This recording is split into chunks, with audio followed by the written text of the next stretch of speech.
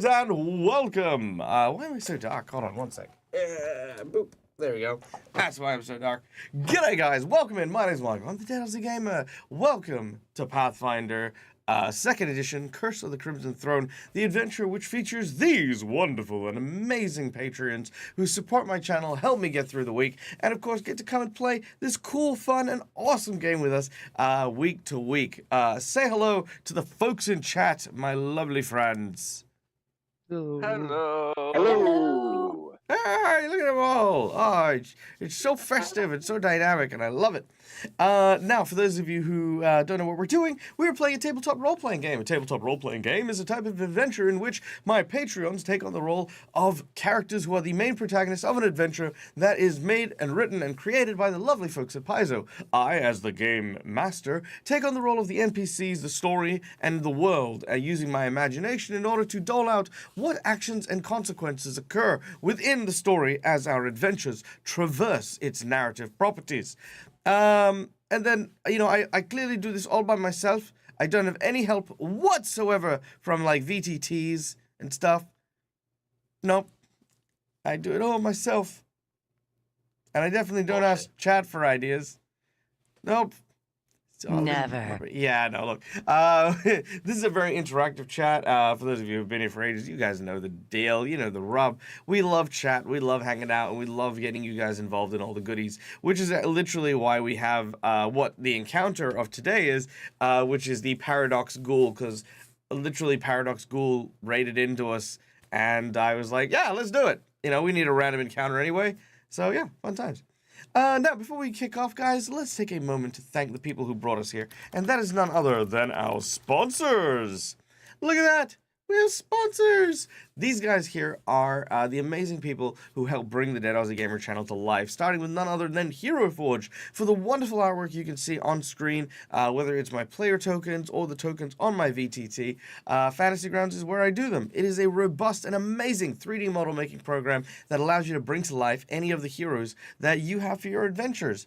Honestly, you could just spend so many hours building these characters, building just heroes of all different shapes and sizes, and they continually update their catalog of things that you can play with.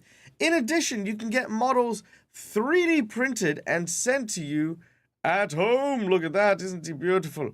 They come in color plastic, they come in premium plastic if you are an enjoyer of paints. You can also buy the STL so you can print them yourself, or you can now get the 2D acrylic standees, which are amazing and so goddamn pretty. I should probably keep mine in here. I'll bring it back next time. But yeah, oh my god, it's so much fun. It's so amazing. I love the 2D acrylics. For real. Our next sponsor is none other than Sirenscape for the beautiful sounds that you will hear, elevating our game with the sounds of things like running through a field.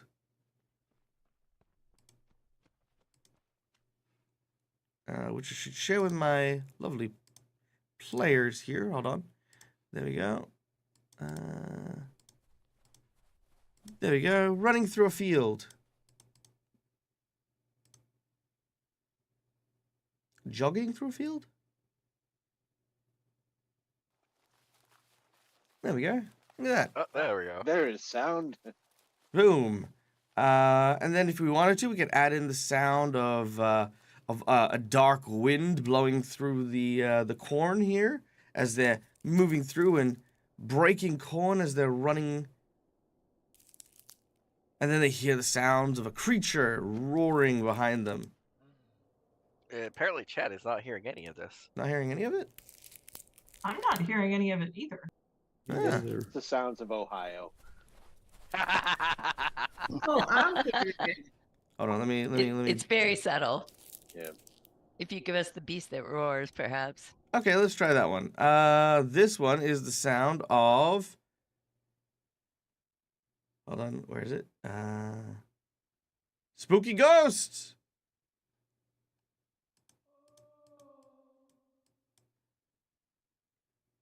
Oh, Yeah. that's what I heard. That was That is what they said. That's what the spooky ghost said. Did chat hear it? That is it's just a oh.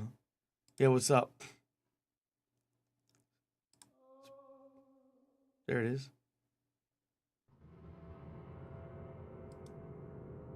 All right, spooky music. Lightning striking. Distant thunder. Maybe the chat's just a bit, maybe the thing's just a bit quiet. There we go. Ghosts. There we go. Is that better? Let me know. I can hear it now. I'm not sure about chat though. Gonna get a sound off from chat. Anyone? Anyone? Wow, okay. That's really weird. My audio's picking that up, but I don't know why you guys are. Yeah, you can hear it? Okay. Is it too soft? Is that the problem here?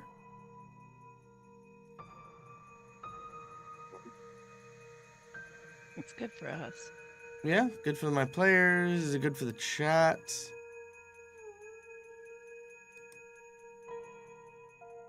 Okay, I'm gonna leave it there. I think that's a good thing at the moment. Yeah. But yeah.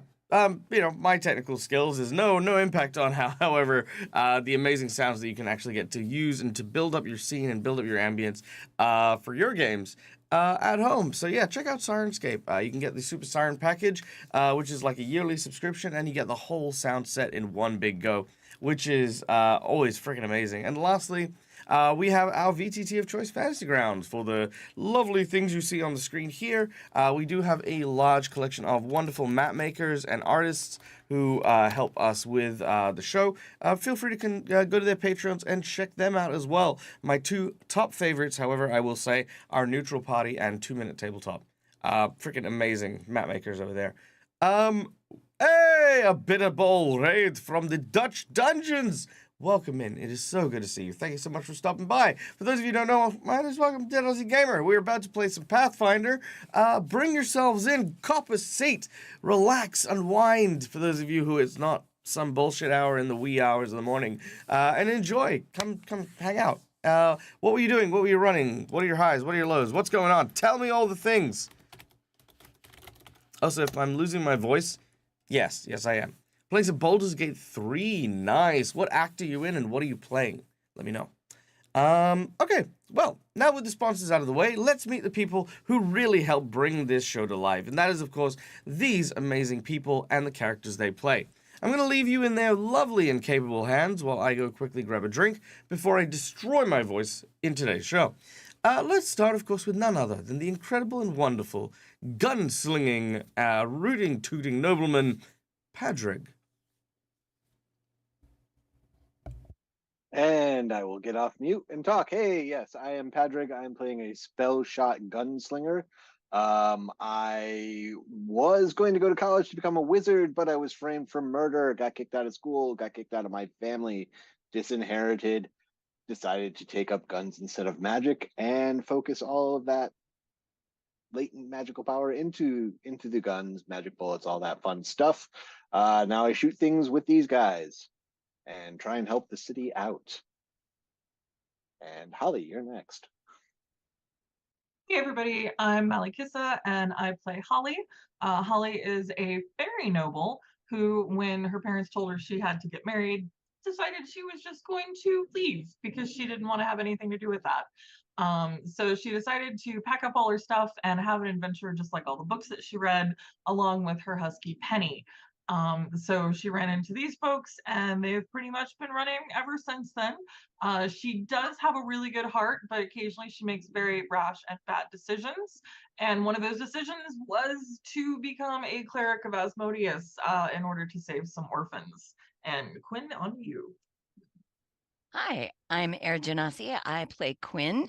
She is an investigator and a native to the city of Korvosa.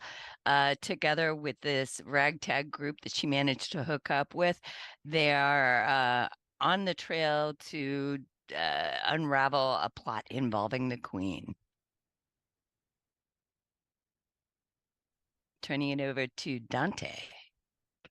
Hi, I'm Rykon. I play Dante, a druid kitsune from the local forest of Korvosa. Things have gone on that were not something he was expecting.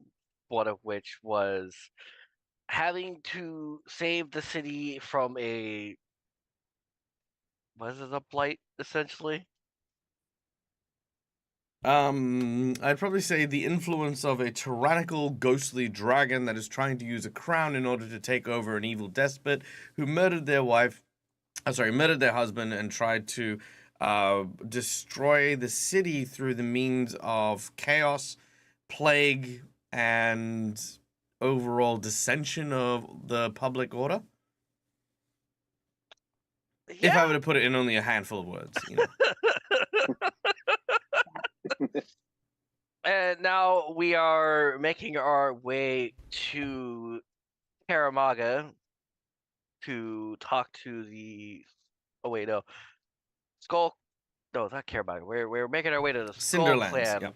Cinderlands. Cinderlands, with the Skull Clan, to talk to them for help of some sort. I don't remember specifically. Which. Yeah, they have a long and sordid history with this tyrannical dragon, and you're going to be learning about the ancient history of what happened with this dragon and how it was inevitably beaten, so that you can use that information to try and hopefully defeat it before it fully sinks its claws and fangs into the city.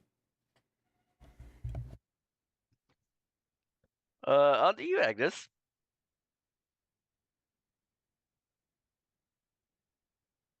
Okay, Agnes has spent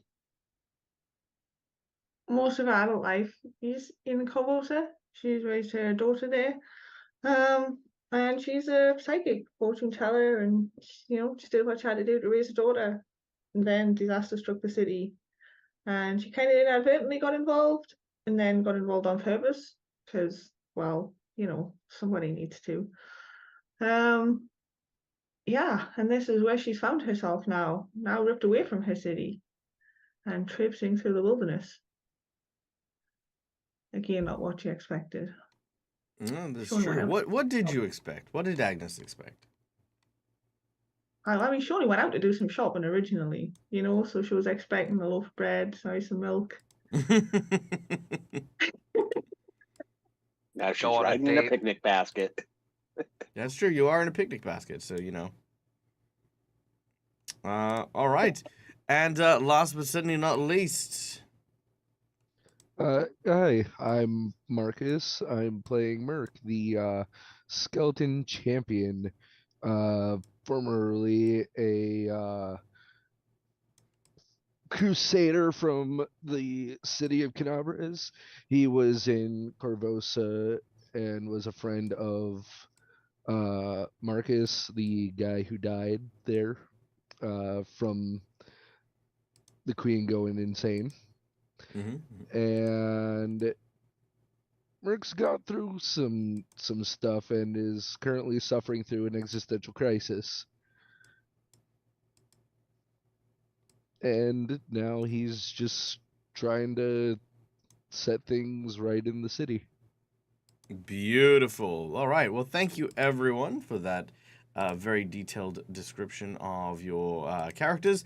But before we kick off with today's session, we do have one last individual to thank and to bring into the fold, and that is, of course, our lovely and amazing folks in the audience. Guys, thank you so much for being here. You guys are the lifeblood of our channel and what we do here. So we would like to invite you to come behind the GM screen and help us with our adventures through a number of different ways that you can interact with the game as we play. Just by watching, you earn channel points, which you can use at any point in time in order to claim the channel point rewards to influence the game. These can be things like a Harrow reading to come up with an idea of a plot point to give to our characters, or you could give an insight bonus to help them with the clues to a puzzle or something particularly difficult. Or you could summon wandering monsters and the like. Check these out because they are all pretty gosh darn amazing, and I am always quite impressed by what some people will end up doing to keep certain folks alive. But yeah. Also, if you would like to and want to help support the Dead Aussie Gamer channel, there are some monetary rewards that have a more tangible effect as you play. For $5, you can donate either one of these red markers to a player of your choice, or these purple markers. These are hero points and jinx points.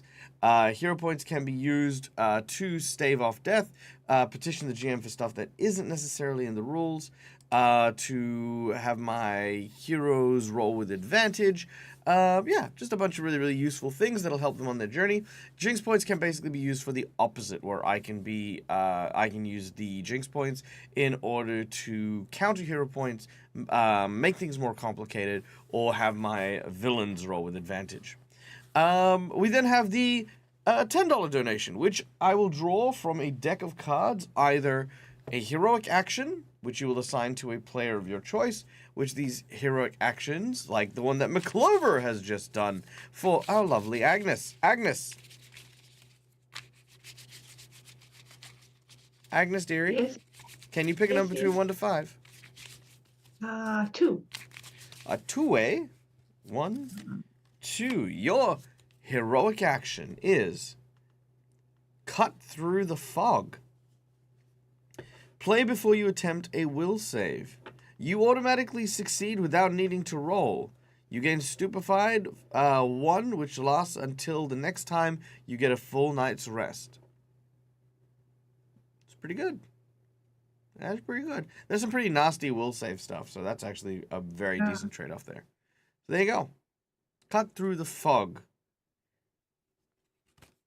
I will leave that here in case you need to ask me about it later. But thank you to our dear friend McClover for that very kind donation. You bloody legend. You look at being a bloody legend. Then, of course, we have our $20 donation.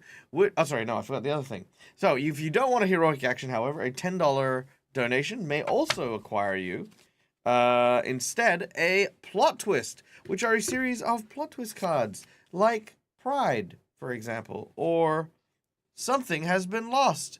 These plot twists are prompts that will then be thrown into the game, and it will change the course of what is going on. Some of these are really, really good. Some of these are very subtle, but nonetheless, they're all a lot of fun. So yeah, $10 will get you that. For $20, you can give someone the coveted golden natural 20, because why roll an nat 20 when you can have one? For $50, we can increase the difficulty of an encounter the group is facing, making a minion into a boss into a really tough boss, and a really tough boss into a TPK. So yeah, $50 will increase the difficulty, or you can provide a magic item to a player of your choice. This can be either a magic set piece that a person is working on. I think whose set are we working on this game at the moment? Holly, I know for sure. Missing one piece, I think. Okay, there's one piece left of Holly's set, which is amazing. Or you can create your own homebrew item, and we can throw that into the game too. So long as it's kind of like level appropriate and stuff. Sorry, what was that, Merc? I've also only got 2 pieces of my set.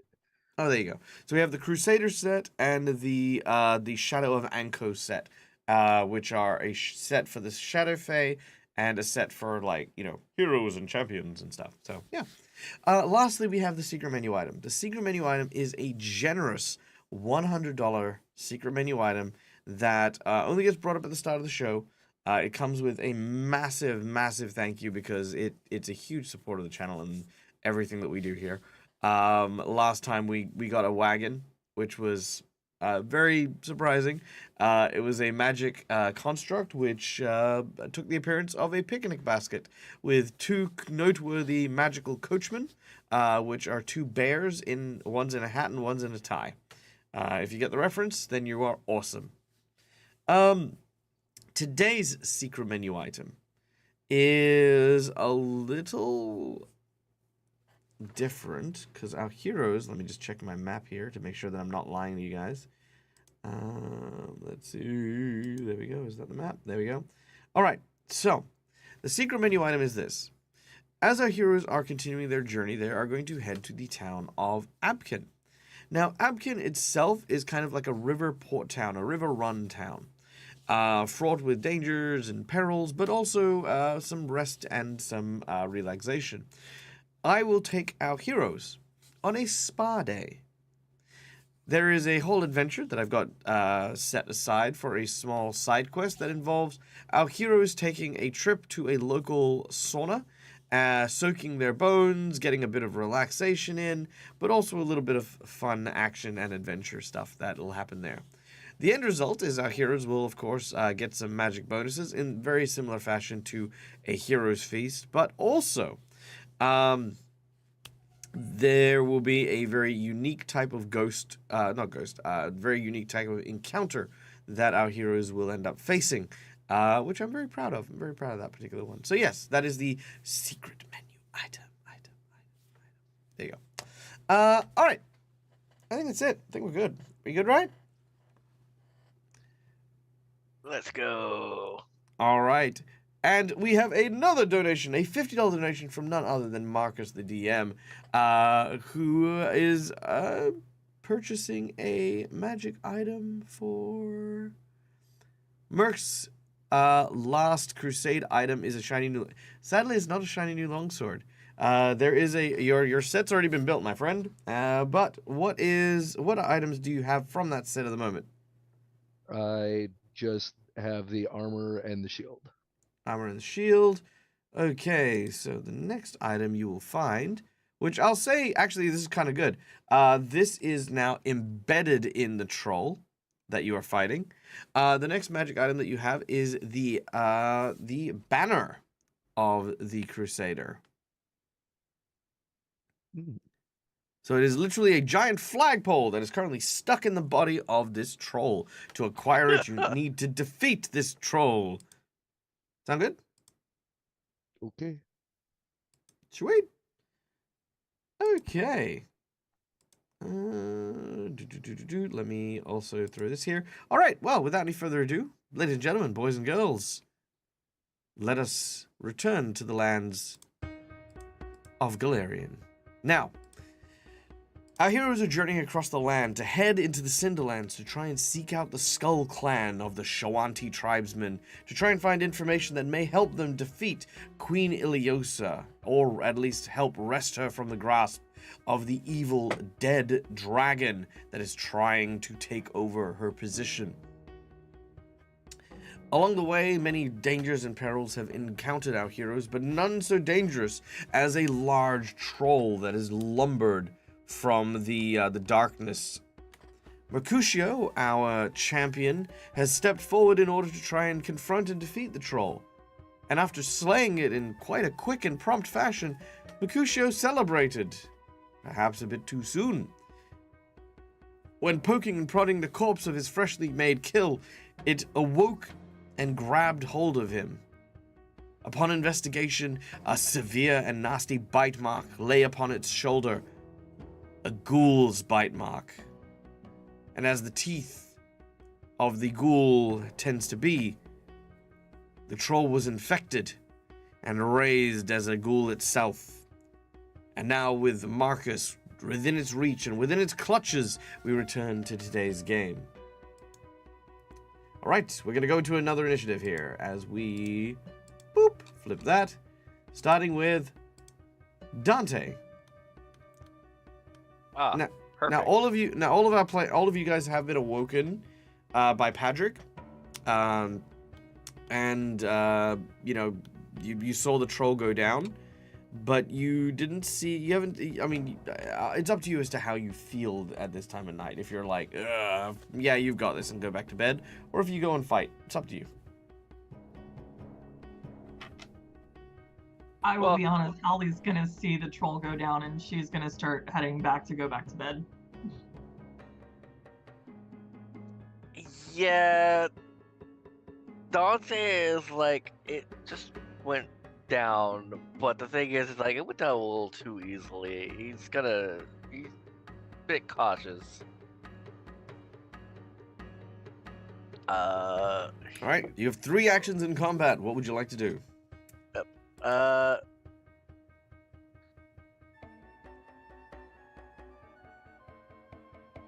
He'll go to here. He is then going to... Can you share the map with me again, please, Ty? Yes, I can. Okay.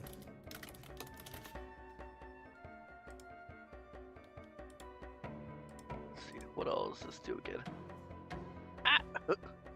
I zoomed out. Let's see. What is this? Oh wait. Let's go for some more dynamic music. You know what? I can do I better. will use my focus spell to wild morph for claws.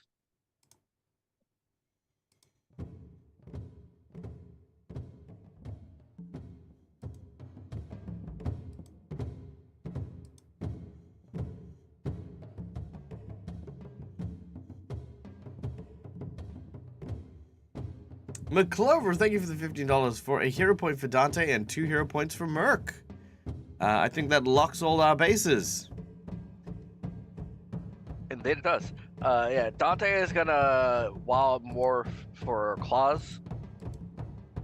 All right, done and done. You watch as claws begin to grow out of the palms of your, out of your fingertips.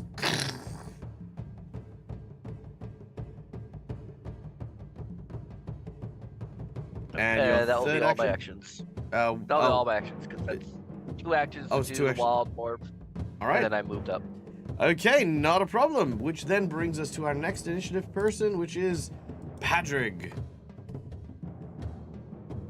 Right. So I saw it go down, but then I also saw it reach out and grab Mercutio, right? Yeah. So I'm gonna. Well, Patrick's gonna do what Patrick does, which is shoot things. So I will summon a bullet and have that load in my gun, and I will do a fulminating shot for fire. So I'll Nice. just hold it up, whisper, burn along the barrel, set it aglow, and shoot this sucker. There's my guns. All right. As you begin to measure the incantations, you watch as this magic bullet flies into your rifle and you fire it. The shot, pistol or rifle? I can't remember anymore. It's a rifle. Rifle. It fires and sails through the air, and in the night, it actually looks like almost like a firefly as it flies out and strikes the troll, hitting it does strike square him. in center mass. All right.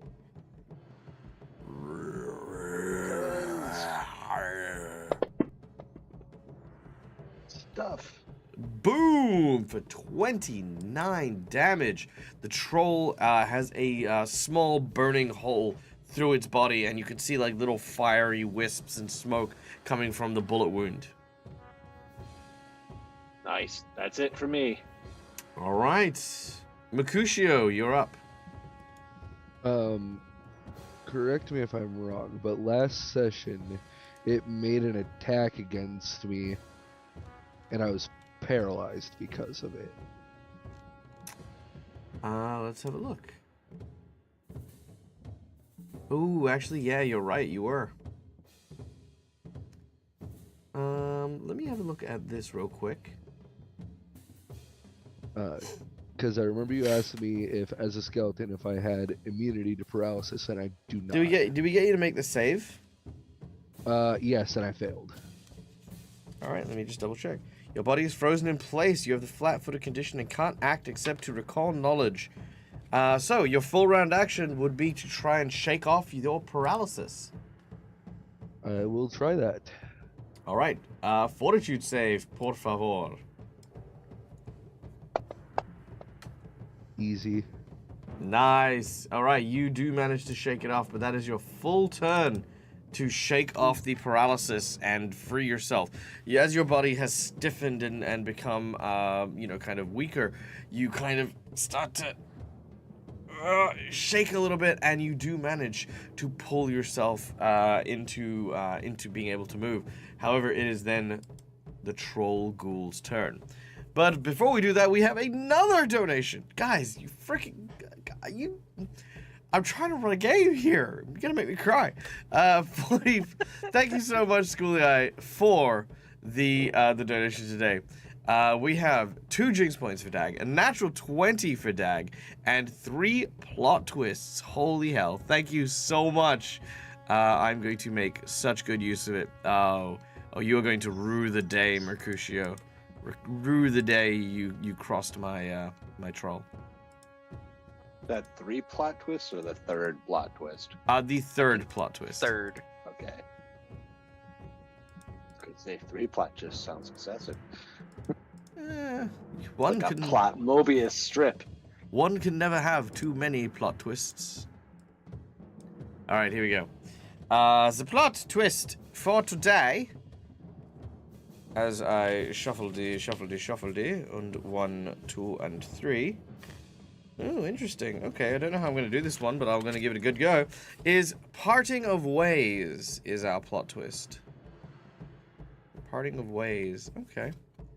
Interesting. See if we can make that work. He's gonna die. Oh, do I need the reminder of the news to give to Padrig? Yes. Yes, please, Schoolie. Yep, my memory is not what it once used to be. It's nice knowing you, Merc.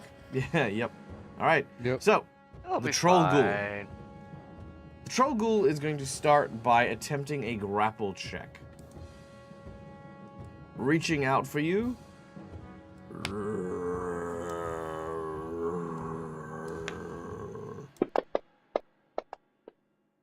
All right, that is a 28. What is your fortitude? Plus 17. I like how it says expired. Expired? Oh, yeah, right. It says that the skill check is expired. That's true. Your athletic rush is no longer in effect. Okay. Unfortunately, you got a 28. With a 17, your fortitude DC is only a 17. So with, 27. So it does manage to grab hold of you, giving you the grabbed condition. Now, as it grabs onto you, it is then going to, what I like to playfully refer to as Hulk smash you into the ground. Puny god moment. Got it. Yep. All right, here we go. Oh my god, and it has sneak attack. No, it doesn't. What? Yeah, it does. No, it does not. It really does. It is sneak attacking you with the earth. You know Sounds what? like a pantomime. Oh, This no, does sound like he a part of the ways. doesn't. Sorry, I didn't catch most of that. I said this does sound like a parting of ways. I mean, maybe. I mean, you might be fine. I mean, as long as it doesn't do 118 damage. I promise nothing. All right. First Stop attack as he... encouraging him, Merc. Mercutio's head parts one way from his body. All right. First attack is a solid hit. Oof. That's not too bad. Of 19 points of damage as it Okay. grabs you, lifts you into the air, and BAM! You end up striking some of the rubble of the dilapidated building that is here. It is going to do the same thing. Good thing I can't get the wind knocked out of me. It's true. Oof. That is another hit. I don't suppose I could use my shield block reaction, huh? You can, yeah, sure. Alright, yeah, because then that allows me to raise the shield Oh wait, no, there. you did you didn't raise your shield on your turn, so yes, you wouldn't be able to use shield block. I thought shield block Mm-mm. makes me raise my shield. No, shield block is so once your shield is raised, shield block will help absorb damage or negate crits and stuff. Oh. All right, and 26 points of damage. Boom! As you are dragged to the other side, and a fort save. Hey, you're good. That is Nice. against your paralysis again. All right. Talk about a paralysis demon. All right, Holly, you're up next. Just watch Okay, Mercutio just getting Hulk smashed against the floor. Yeah, so Mercutio is sort of laid out on the ground in one direction from that smash, right? No, he is being held in the grasp of this troll, almost held aloft by its size. How many hit points does he have? Well, you don't have He- really a no. measure of hit points when you look at him. He was at full when he first. Oh yeah, he was fully encountered healthy it. when he had. The closest thing I could say is if you look at the token on Fantasy Grounds, there's a little marker on the bottom right. Green is good, red is bad, and the shades in between pretty much communicate how injured they look. So right now we are at a code lime. Cold lime. Fine. It sounds like a Holly- new Mountain Dew flavor. Holly is still kind of half asleep, but she knows that it's a ghoul, and fire is good against ghouls. So Well, she- one, you only know it's a troll. You do not know it's a ghoul. Yeah, but I saw Mercutio strike it down and kill it. And And if it's standing up again, then it's a ghoul. instantly a ghoul. What about a wraith, a revenant, a white, a zombie, a skeleton, a Or a there's regular there's troll that billion- regenerates. Yeah, I was gonna say Yeah, it troll- should be yeah. noted Yeah, that trolls also Merc- regenerate. There's a billion things it could be. What I'm Yeah. saying is, I mean, yeah. What I'm also saying is fire is good against all of those things. And if it's just a troll, fire's still good. That's true. That is true. Oh, I do have a quick question though. Hmm. Since I Fire's always good. crit success against its paralysis, does that mean I'm immune to it now? I don't think so, but I'll find out. Because I know a lot of other paralysis effects from like spells and such will say that. Yeah, if no, you no. crit I know success, Mummy you Rod can't does be that. affected. But no, negatory. Damn. Okay, so do I roll the save for Mercutio as well as the troll, or just the troll? Sorry, what are you hitting him with? Flame strike. Read out. Does Flame Strike have a target or an area? It's an area. You call a rain of divine fire that plummets down from above. Yep. Then they will both need to make saving throws. Oh great. Okay.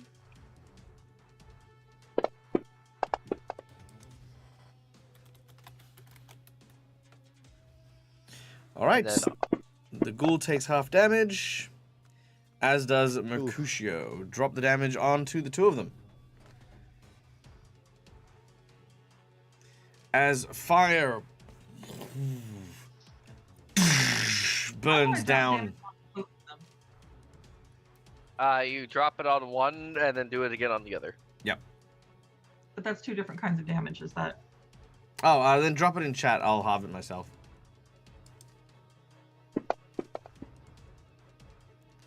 All right, that is 16 points of damage to the troll god.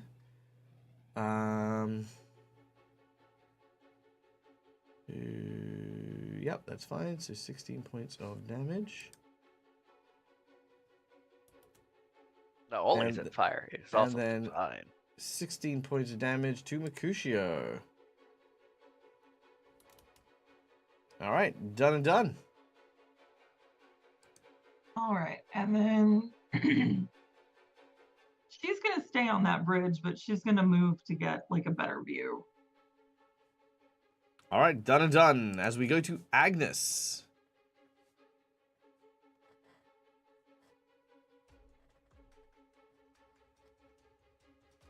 Okay, so we've got fire falling out of the sky.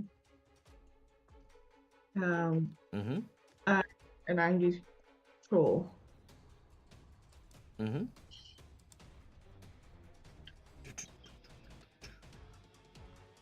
Well, good old. I'm just gonna. Damn it. How am I saying?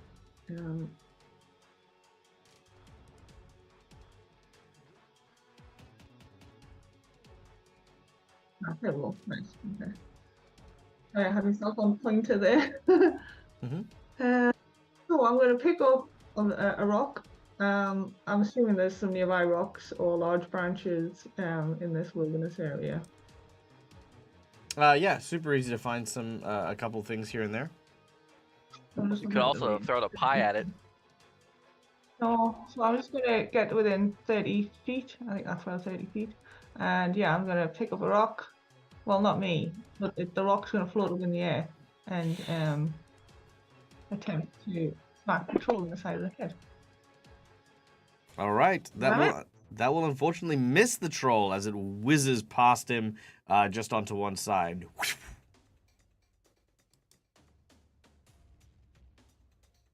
You can use a hero point if you'd like. You do have 3 of them. Wait, hold on. Yeah, no, because you only rolled an 8, so yeah, I mean, it's up to you.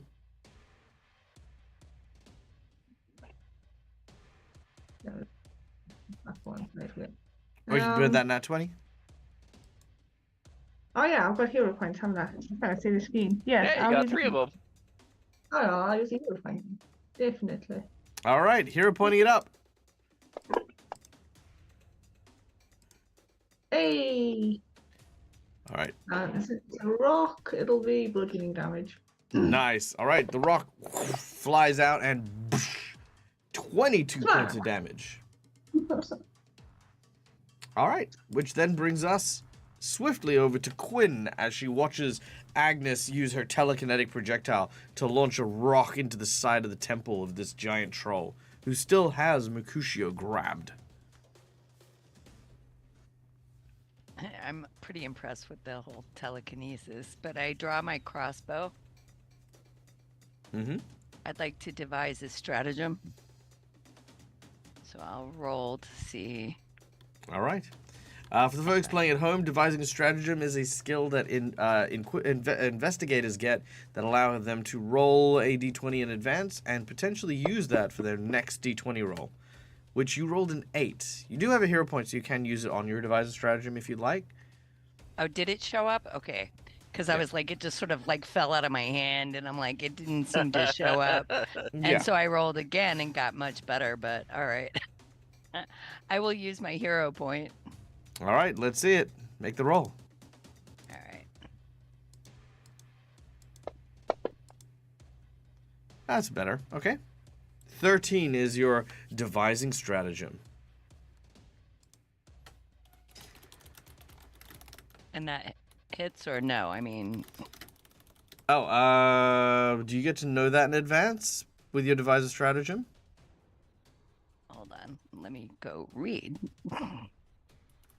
So if I recall, it's just you roll a d20, but instead of using your Actual roll? Okay, I'm dexterity using my bonus, intelligence, so I instead don't of get to know. Yeah, no. Instead of using your dexterity bonus for like your strike, it would use your intelligence.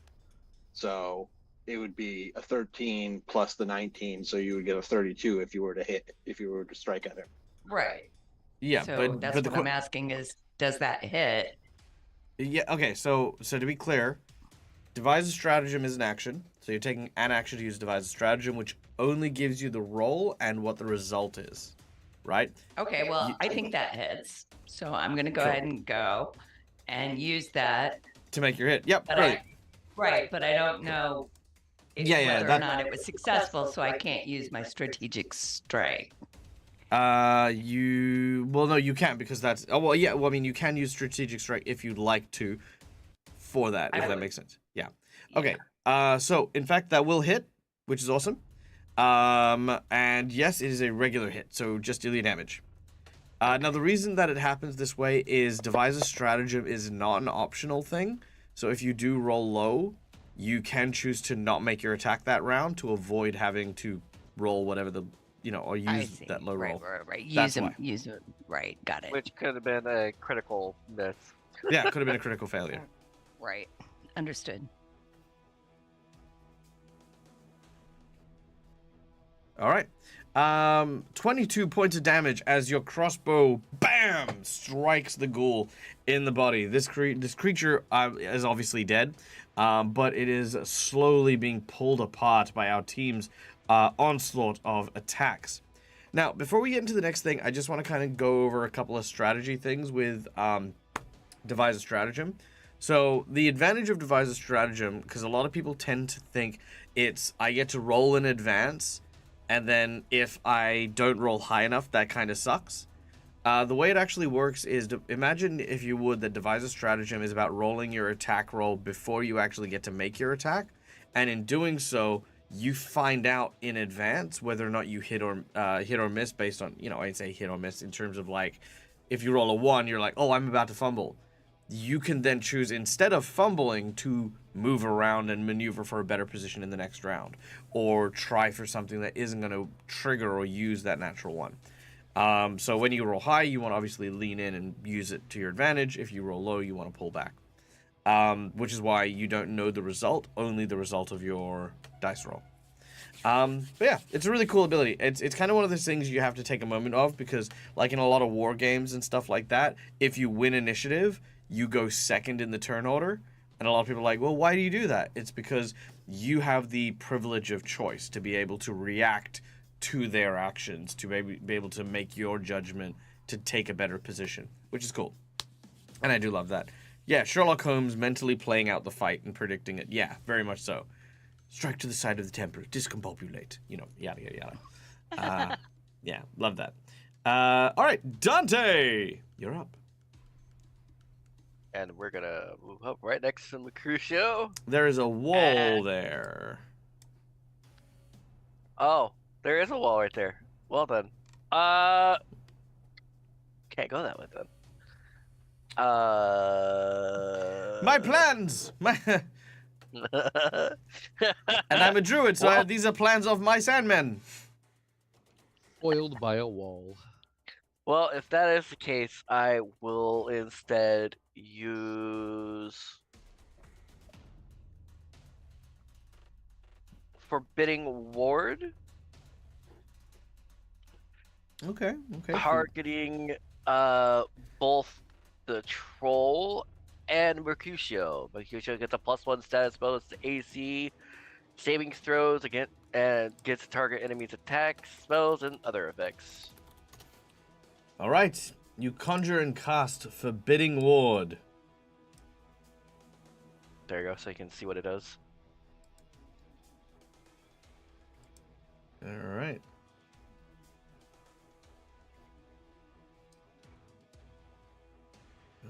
All right. Is there a saving throw? Nope, there is not. Target ally gains a bonus. Oh no, that's it. You just give him a bonus to his armor class. Yep. Nice. All right. Let's And the saving throws against their attack, spells, and other effects. So they'll have higher chance of getting not paralyzed. All right. Can you drop the condition onto him? There is no condition to do. It just apply all effects, and there is no other effects. Oh, okay.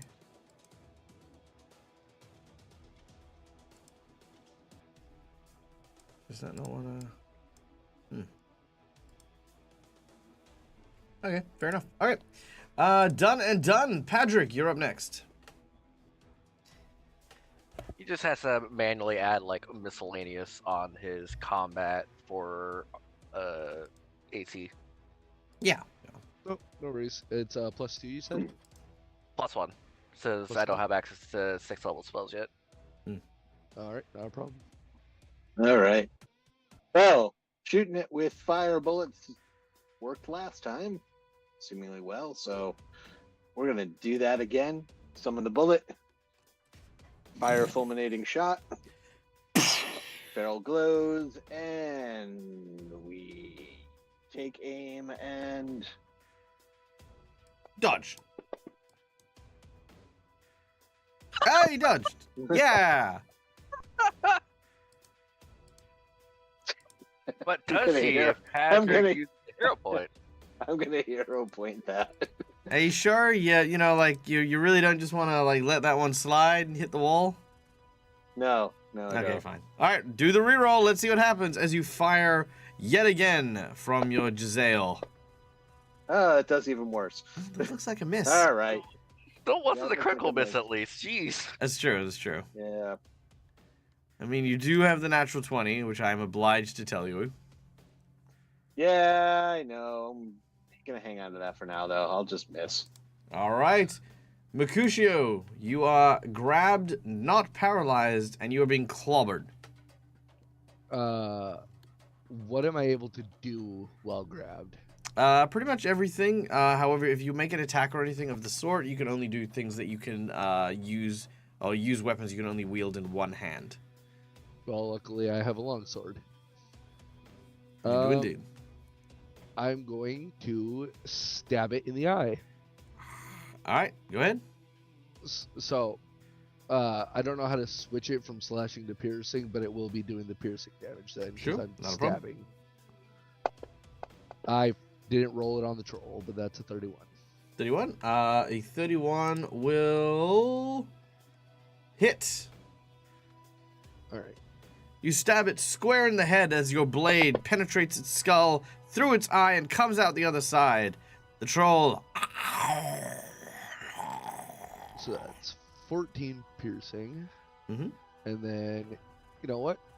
We're going to go again. All right, make your We're second going- attack. And this one's just going to be slashing because I'm picturing it as he stabbed it through and now he's going to try to rip it up. Sure. Come on. Fuck yes. Nice, solid hit as you pull the blade out, giving it a good jiggle on the way. All right, for 16 points of damage and your final action. Am I able to raise my shield Yeah. while grabbed? Mm-hmm. All right, then I'm going to raise my shield. All right, shield is raised as you brace yourself for what is to come. The troll. I'm going to use a jinx point. Oh boy. What am I going to use a jinx point for, you say? Well, let me tell you. The Preemptive troll, jinx fight. the troll picks you up, and as he grabs you, he swings you directly into the stone wall adjacent to him, causing the wall to collapse onto Dante.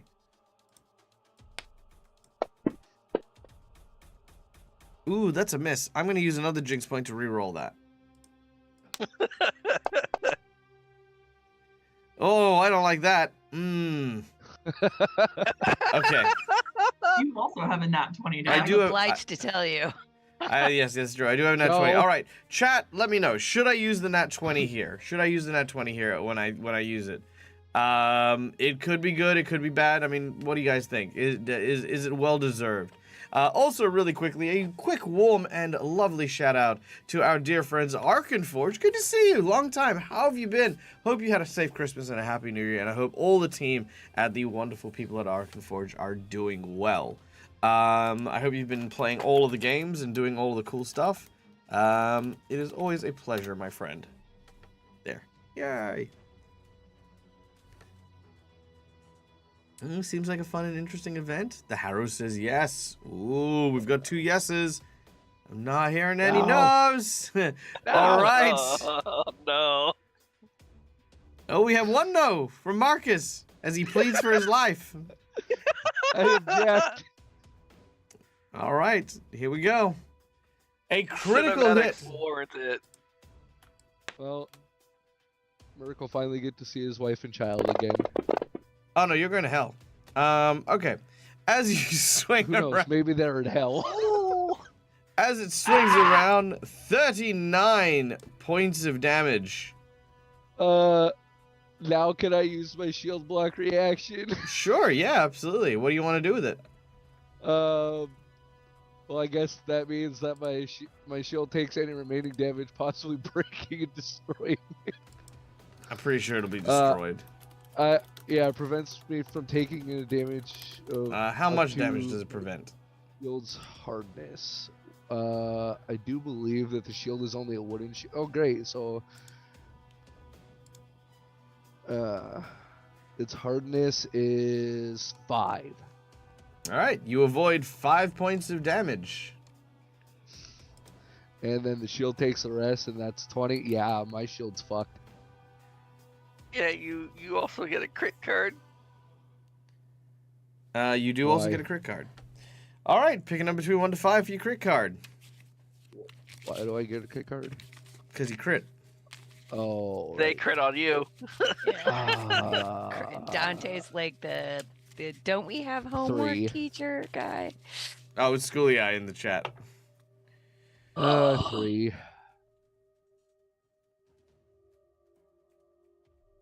Sorry, what was the number? 3.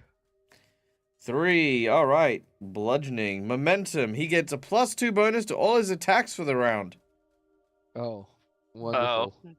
as he builds momentum.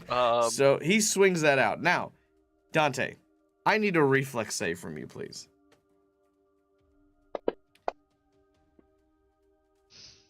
That is enough. You will take half damage. Now, I was originally going to do 5d6 on the explosion here. However, because it's a critical hit, Yep. that is a 10d6 exploding wall that erupts in your face for 17 points of damage to Dante as you see Mercutio come out of the wall. All right, Mercutio, with its second action, it is going to use its attack again with a +2 bonus, and is going to use you as a makeshift weapon to hit Oh no! Dante. Those 7s in chat from Mercutio, everybody. So I'm going to give him a penalty of -5 to try and hit. So -3 technically. Yeah. So -3 with the boost into effect. But he will hit. Yes, he will. Now, how much damage does Mercutio? How much damage does Mercutio do? I feel like that'd be the damage that Mercutio does. How heavy is I do a whopping Mercutio? 2d8 plus 6. You'll be doing 2d8 plus 8, but yes. All right, Dante, you get hit for 17 damage. Mercutio, Ow. you take 21. Ah. Oh. Well. Oh my god. And last attack, he's going to do it again. You know what? I don't. I What? accept this. Very well. I accept this. Accepted your fate. Oh, shit. Did you see that? Yeah. I tightened a bit there. Yep. All right. Ugh. It bounced off the 20. It like literally hit the 20, landed, and then just hit the edge of the roll box and bounced back off it. All right. That will unfortunately miss for its third attack. Well, I mean, I say unfortunate. Unfortunate for me, you know. All right. Holly, you're up next. Your friend Dante and Mercutio are not looking great. Okay. So, Merc, you still have to be healed by negative damage, right? Yes. But I'd be careful because if it's AoE, it might heal the ghoul too. Oh, that's right. Yeah. Honestly, if you have any single target damage, focus the ghoul. Do I have Oh, I do have single target damage. That one might take too long though. Yep, we're gonna try to rip the spirit out of the ghoul.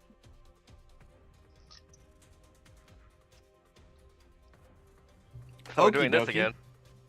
Let's see if it works.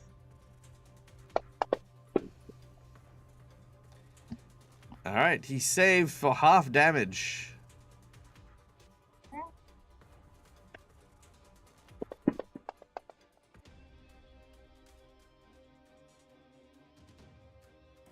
Let me check that real quick. Oh, you're doing void damage, aren't you?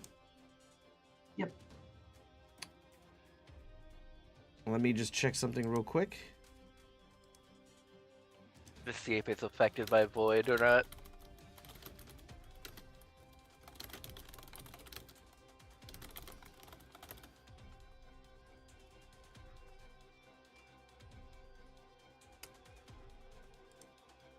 Yep. The ghoul heals 21 hit points. Hey,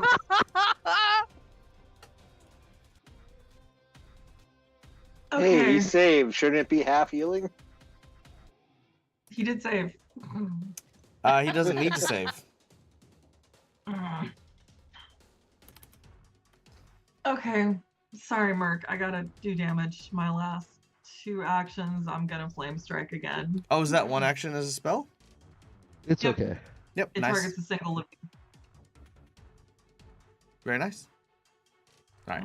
Okay. Also, it can't opt to fail, but at the same time, against void stuff, it just, automatically does that. All right. Okay, can I hero point that? No, Why not? because it's my roll, Because not it's- yours. Yeah, it's roll. Damn it. All right. That sucks. Unfortunately, with your Rip the Spirit ability, do you want to describe what it is? I know it's a bit of a bummer to describe something that's going to fail, but we'd love to know what you just did for the folks at home. Yeah, Holly's basically, she kind of puts her hands together and does like a wavy hand motion, and these dark tendrils come out from her hands. And then she shoots it forward, and a hand made out of like shadows is coming out from her own hand, and it's reaching in and trying to peel the spirit out of the ghoul. Nice. Love that. All right, but unfortunately... We're re-rolling Wait, why are we re-rolling? because Mac revealed. Well, McBluff Damn it, says Mac! yes. All right, go on. Yay, Mac. We love you. Mac! Okay, save again. Also, hi, how are you? Hope you're good. Oh, Mac, actually, if you are listening, we've just started talking about the Sunday table. I will send you the time if you are interested and or potentially available. All right, it is successful to a degree with half damage instead of a It's crit better success. than. Yeah, it's better than the crit success.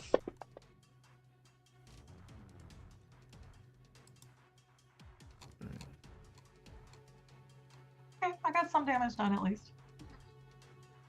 All right, very, very nice. Not as much as I healed it. Yes, that's true. Oops. Oh wait, I cast that too. It No, I does happen. It does happen. Okay. Next up is... let's see, who's next up? Agnes. Yes, indeed. Okay. All right, what does Agnes do? Try out one of her spells that she got from the. I don't know exactly who it was. but it Also, was some something I just undead realized. spells. It was spells that deal with undead. So This troll doesn't even notice that Agnes exists. why would it? Just a rock came out of nowhere and hit it in the side of the head. Exactly. But I'm just saying, it's like you could wail on it and they would not even notice you're there. But yeah. So anyway, Agnes will come forward again. Oh, I'm still within 30 feet, so that's fine. And I'm going to cast a focus spell. So Agnes like pushes her bangles up her arms so they don't rattle. And you see her take a deep breath, and you might see a little bit of speed of sweat trickle down the side of her head. And I'm going to try and cast Claim Undead on this thing and make it my slave. Wow. I'll see. Freaking... Don't save. Oh. He does save, and without another divine intervention, I'm afraid that is a... On a success, the target is still stunned 1 as it fights off my commands. Ooh, So okay, I it's- like that. So I can put that on it, I think. Oop, for 10 minutes. No, stunned 1 for, 10 minutes.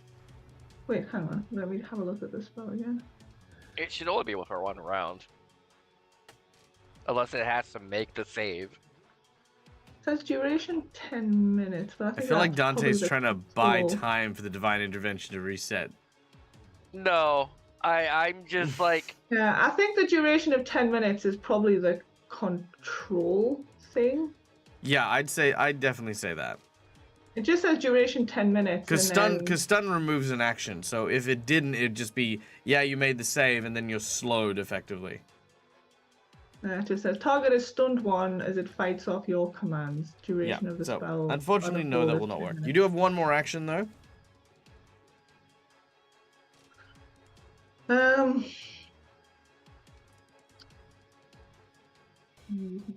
Find up. Also, by the way, if you're wondering why I'm yawning a little bit more than usual, is we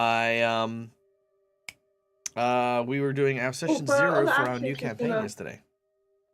She's going to pull a potion out of her, reach into a bag of holding, like a knapsack of holding that she's got, and pull out a potion.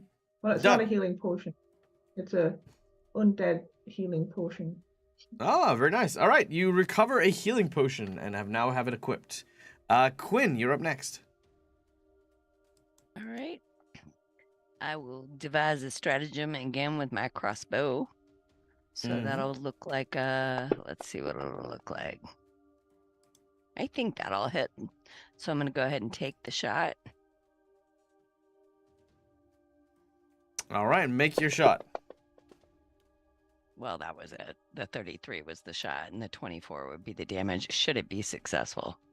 Yeah, I suppose that'll do it. So that's 24 points, and that was with strategic strike. I included already? That's Yep, nice. All right, the creature is looking pretty grim. So I'll go ahead and take shot number 2. Come on.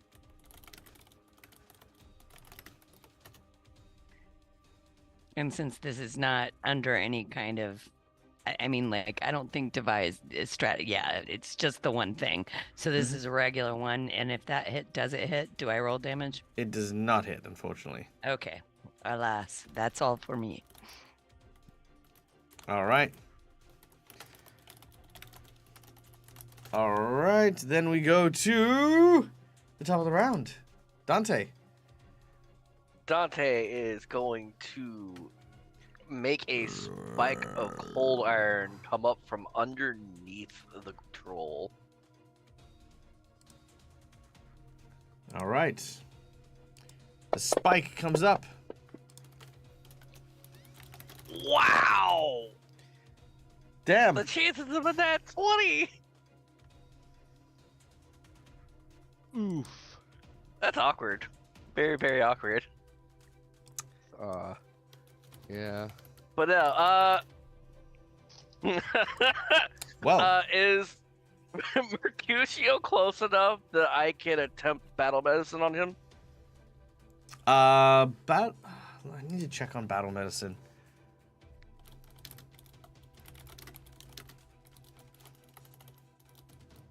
Because it just lets me treat wounds during combat.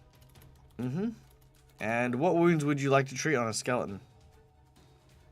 I have the ability of Stitch Flesh. So you have stitch flesh to the feet? Yes. Oh, cool. Yep, no, carry on. You may use your heal check. And we are going to do this. When did you take And- stitch flesh? Not too long, level 8. So Like actually right pretty after recently. I joined. Yeah, Oh, yeah, it was yeah. pretty much right after they joined. Where is it? We are going to, which DC is this? DC 20. Yeah, we're gonna go DC 20 on Crucio. I am going to re-roll. Dante just lifts up Merc's head and is just pouring a little bag of bones in there. Going to use a hero point for that. All right, use the hero point. Let's see if you can put together this pile of bones that was once your friend. Oh, there you we go. Critical success. All right, roll your healing. While we are doing that, guys, please give a standing ovation and a lovely warm welcome to our dear friend Corey. Corey Embers, a lovely and amazing performer. What a talented human being. This dear and delightful individual I met as a fellow performer over on the Perception Studios channel, which is also floating around. And Corey does their own stuff as a online gamer and streamer and the like, with a bunch of really, really fun and awesome adventures over on her channel. So go check it out. Go hang out with her lovely community as well. And those of you from that lovely community, guys, welcome in. My name's Dag. I'm Dag. That's me. I do TTRPGs. That's what we're doing. That is all. I am a Spudnik. Oh, and Well- speaking of good friends, in comes our lovely, lovely friend, Wolver Connie. Guys, guys, Wolvercani. We're just talking about Corey and how awesome she is, and then in comes their freaking, the freaking, what do you call them? The freaking, you know, like the deadly duo of Corey and Wolvercani. Wolvercani, another incredible performer, who, you know, also I met through the Perception Studio guys, and also does some very, very fun, awesome streams over on their channel for their community. Let's do another shout out here for Wolvercani as your community comes in and hangs out. Now, guys, as for what we're doing, we are playing Pathfinder 2nd Edition. That's what we're doing. Right now, our group was getting a rest on their way to a nearby town, and were attacked by a troll, or so they thought. After slaying the troll in cold blood, the champion, the undead champion, Mercutio, in our group, killed the troll, but it wasn't a troll at all. In fact, it was a ghoul that had basically, you know, well, basically it was a troll that got bitten by a ghoul, transformed into an undead, and rose back and is now clobbering my group. My group consists of Patrick, the spell-shooting gunslinger, Holly, my cleric of Asmodeus, Quinn, our investigator, Dante, our shape-shifting kitsune druid, Agnes, our matronly psychic Varisian gypsy woman, and Mercutio, our skeletal champion. If you have any questions about the show or what's going on, let me know in chat. And yeah, if you like TTRPGs, give us a follow. Come hang out. Why? I mean, like, following me's free. You can do it. Right there. Button. Boop. Done. All right. Cool. Also, let me know where you are in Baldur's Gate 3 and what you guys are playing. Haven't had a chance to catch your stream, but I am very curious because I love Baldur's Gate 3. I've done 2 runs so far. Okay. Here we go. We are now up to Dante. So Dante. It's not Patrick, sir. Oh, Patrick? Sorry, my apologies. Yeah, Patrick. Yeah, because I used Yes, you used the healing spike and Yep. then the heal. The spike and the heal, yeah. All right, Patrick, as you are preparing your next round, you could see in front of you, just past the walls of this dilapidated building, that the creature emerged from this, you know, 10-foot tall troll with rotten flesh and like kind of like this now very open, gaping blade wound in where its eye used to be, that Mercutio, who is currently in its grasp, managed to stab him in the face with. But the creature is not done with Mercutio as it begins to start squeezing, and you begin to hear the sounds of the metal armor sort of screaming and straining against its mighty grip. Yep. All right. Well, shoot it with fire bullets again. So. All right, We one will, action to summon your magical bullet, then casting fulminating shot. It begins to illuminate with magic, and you take aim and fire. And let's see how we do with this. Yep.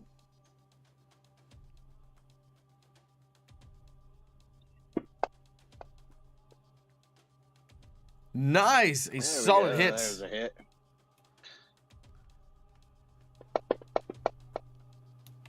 Ooh. Oh, 37 brilliant. points of damage. All right, describe the killing blow for us.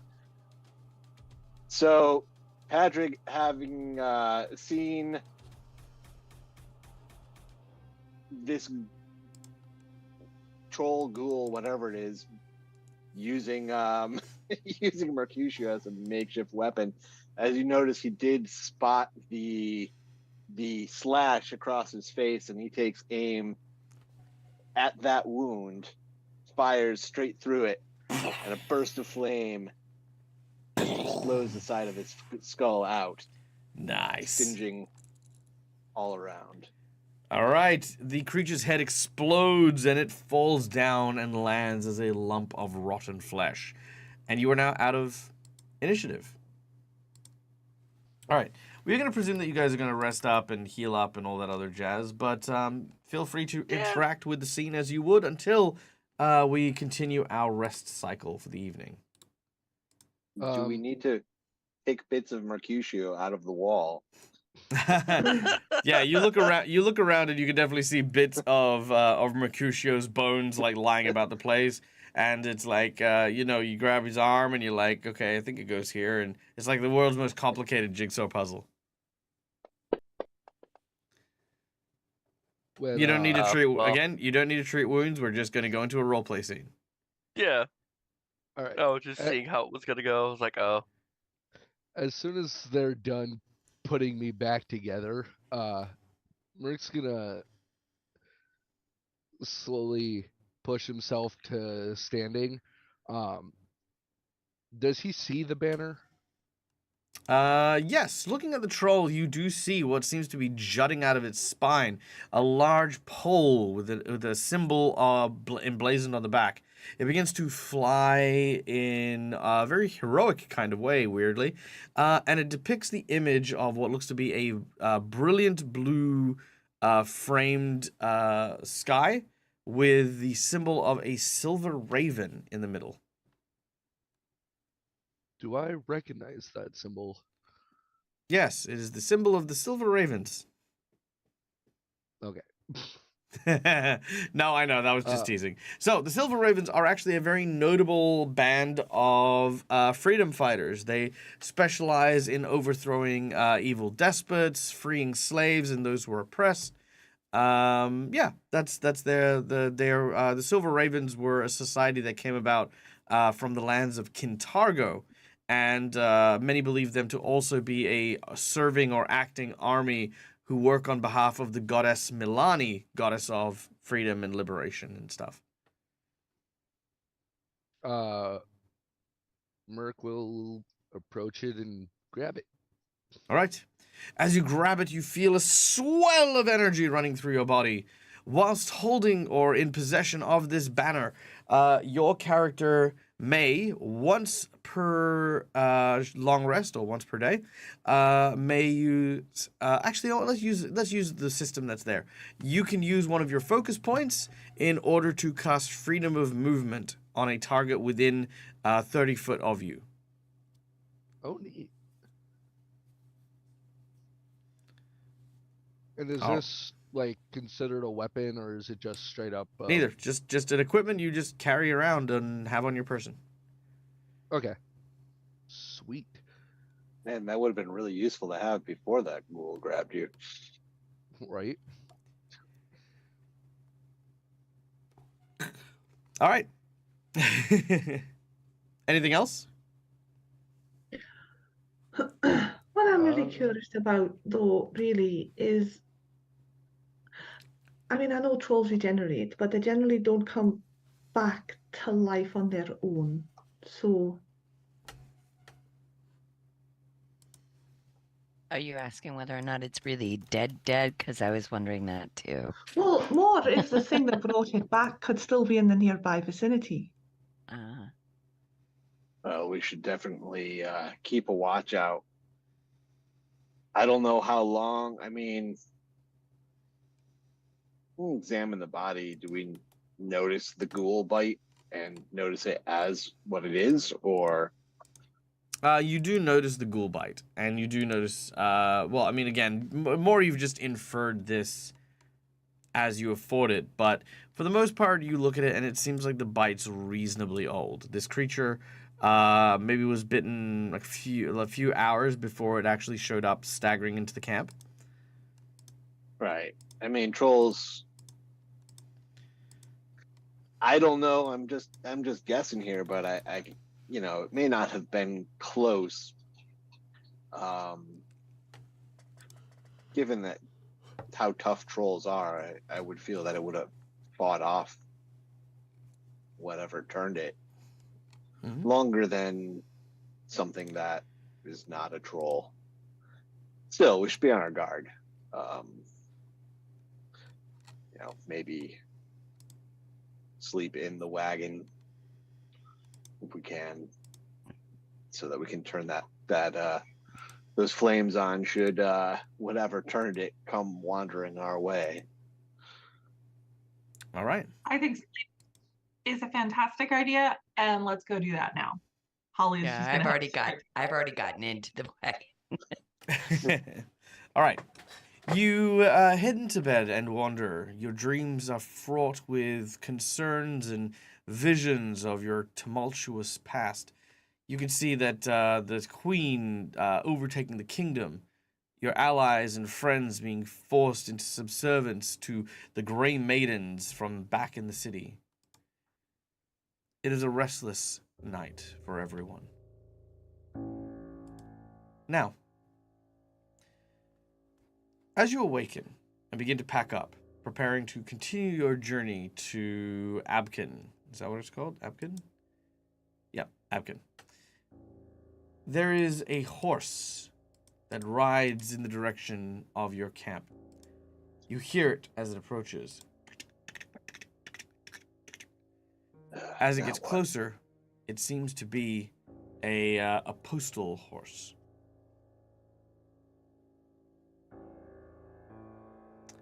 And that is the door, almost like freaking on cue.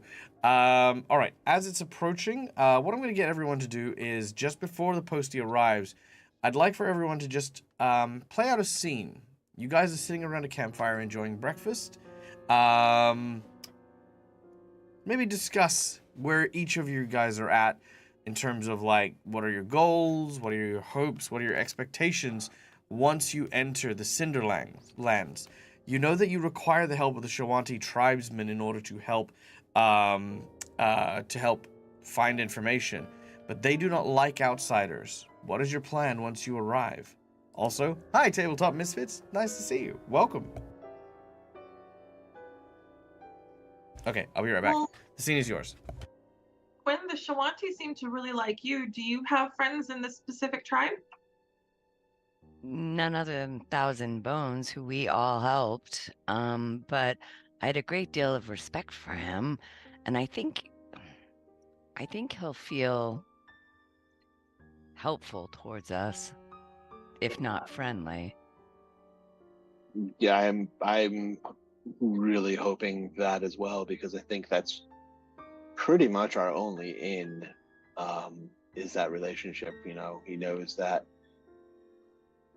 we've assisted them and that we keep our word, and I think that'll go a long way with them. If not, I don't know, Dante, have you dealt with them? I know you spent a lot of time outside the city and in the wilds. The Shoanti were, while not friendly, at least not unfriendly with my own people, the Rizians, that is. We traveled a lot. That's good. That's another possible point in our favor. Willing to at least speak. My only time interacting with them was when I was with you guys. All right, well, so we've got the help that we gave them. We've got Thousand Bones hopefully vouching for us. And Agnes, maybe you can be the voice for us. You know, if they're more likely to listen to a Varisian than a Korvosan. And I do speak the language, at least. That, The I think, will Shoanti probably go a long tribesmen way do have a too. good relationship with the Varisian people. It is a very mutually respectful one. Speaking to them in their own tongue, I think will go in our favor as well.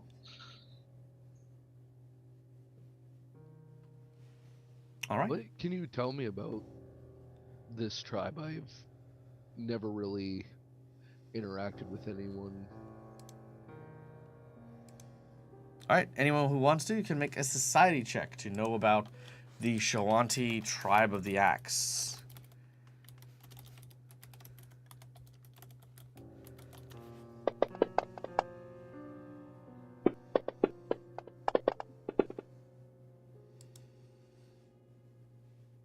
Okay. Let's see. With a I know 33, with a 33, a 24, and a 32, Agnes, Quinn, and Dante. Here is what you know. Let's change up the music a little bit here. Then we also got insight bonus. Ooh, from and you also Christina. got insight bonuses. Nice. Thank you, Christine, for the insight bonus. Let's do this. Where is it?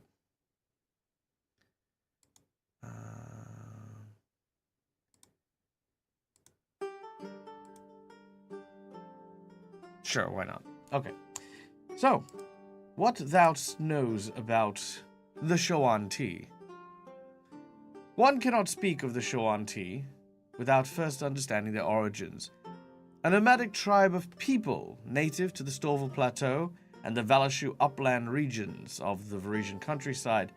Much like the Varisian cousins, these humans were descended from enslaved workers of the ancient Thessalonian Empire that once resided over all of Varisia.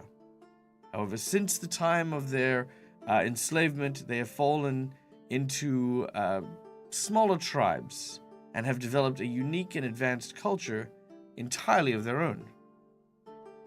When the Chalaxian Empire expanded into southern Varisia through the Blood-Sworn Vale in 4406 AR, the Shoanti found themselves facing a new enemy, the colonizers from the south. Battles between the people of what would eventually become known as Korvosa, the Shoanti raged for decades, having lost parts of their traditional homeland. This conflict finally ended in 4488, but the bad blood sown between the two people remains even to today. Despite their common heritage, there are 7 tribes of Shoanti, and each are vastly different from one another in terms of traditions, beliefs, and overall worldviews. In most cases, loyalty to one's tribe is paramount to life. But what this means is to a specific individual clan rather than the Shoanti as a whole people. Occasionally, a clan or a kwa will adopt a non-Shoanti tribesman. However, this will never be an orc, a half-orc, or a Chelish individual. Some scholars view the Ulfin descendants and the Horsemen of Valashu as being akin to an unofficial 8th kwa of the Shoanti tribes, but that's not here nor there. That's just saying, the Vikings were also kind of sort of considered to be trace their lineage back. Now, the question you have is for the Axe clan, but with the inside bonus, I'm now going to tell you tell you basically about each of the clans. Exposition. So thank you to Christina for this.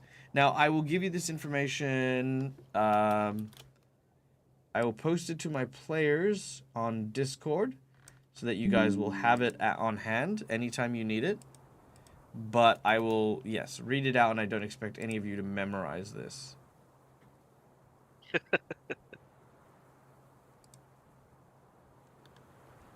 right.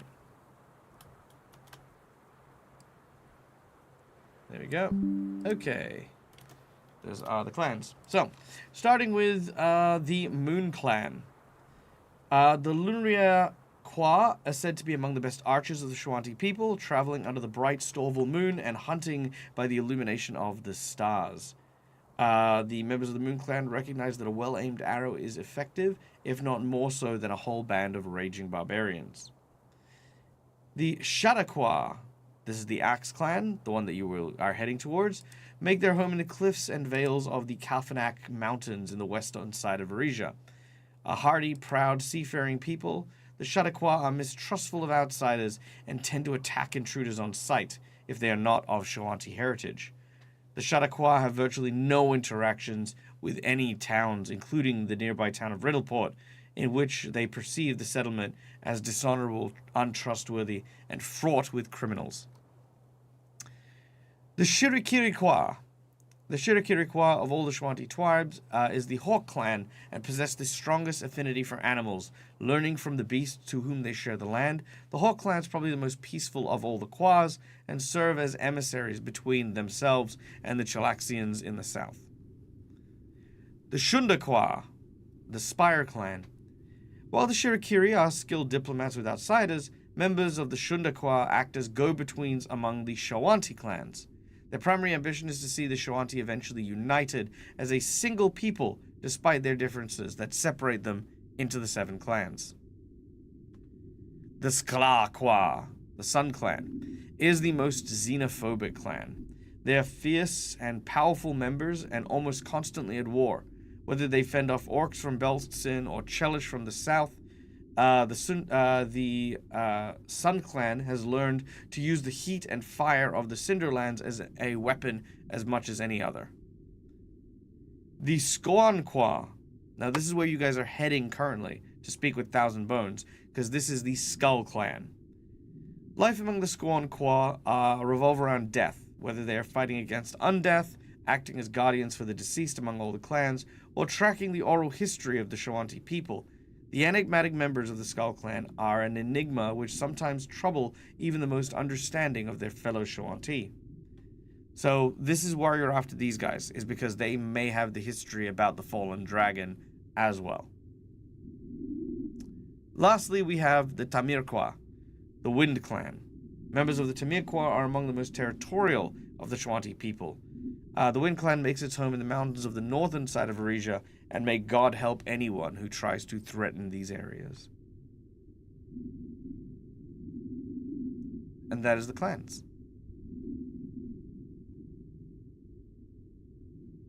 We relay this information to Mercutio. Mercutio, you absorb this information. So basically, I better not take off my armor at all around these people. The Skull Clan? No, God, no. Yeah, they'll wipe you out, maybe. Yeah.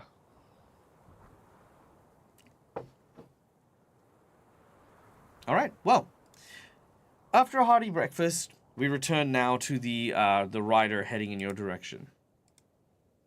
As he does so, he pulls up and off disembarks what looks to be a dwarven lad. Oh, hello there, laddie. Hello. I'm looking for a fella by the name of Padraig. Oh, I'll perk my head up from my breakfast. I'm gonna just look at him and say, how do these people keep finding you? I have no idea. I mean, I've does been the like, letter? Does it smell of perfume? It does not smell. oh like God, I perfume. hope not. I'm Padraig. What can I do for you? I'll stand up. Oh, Walk over to him. nothing too fancy, man. Just letter for you. He reaches over and he hands you what looks to be a rather well-written letter, and it bears the insignia of your family crest. Oh, That's strange. I haven't heard anything from my family since they disowned me. Well, I'll thank him first for the letter. How thankful are you? I was gonna say, I was gonna give him a tip, whatever's appropriate. A copper piece is usually pretty fine. Yeah. So he'll take the copper, place it into his jacket, and get on his horse and leave. Also, real quick, thank you for following Turtle Drones. That is cute. I really want to see Turtle Drones now. Better make but them. I- They're multiple. Hold on, wait 1 second. Yeah, I was like, what was happening there? I don't know. I feel like my bard got drunk.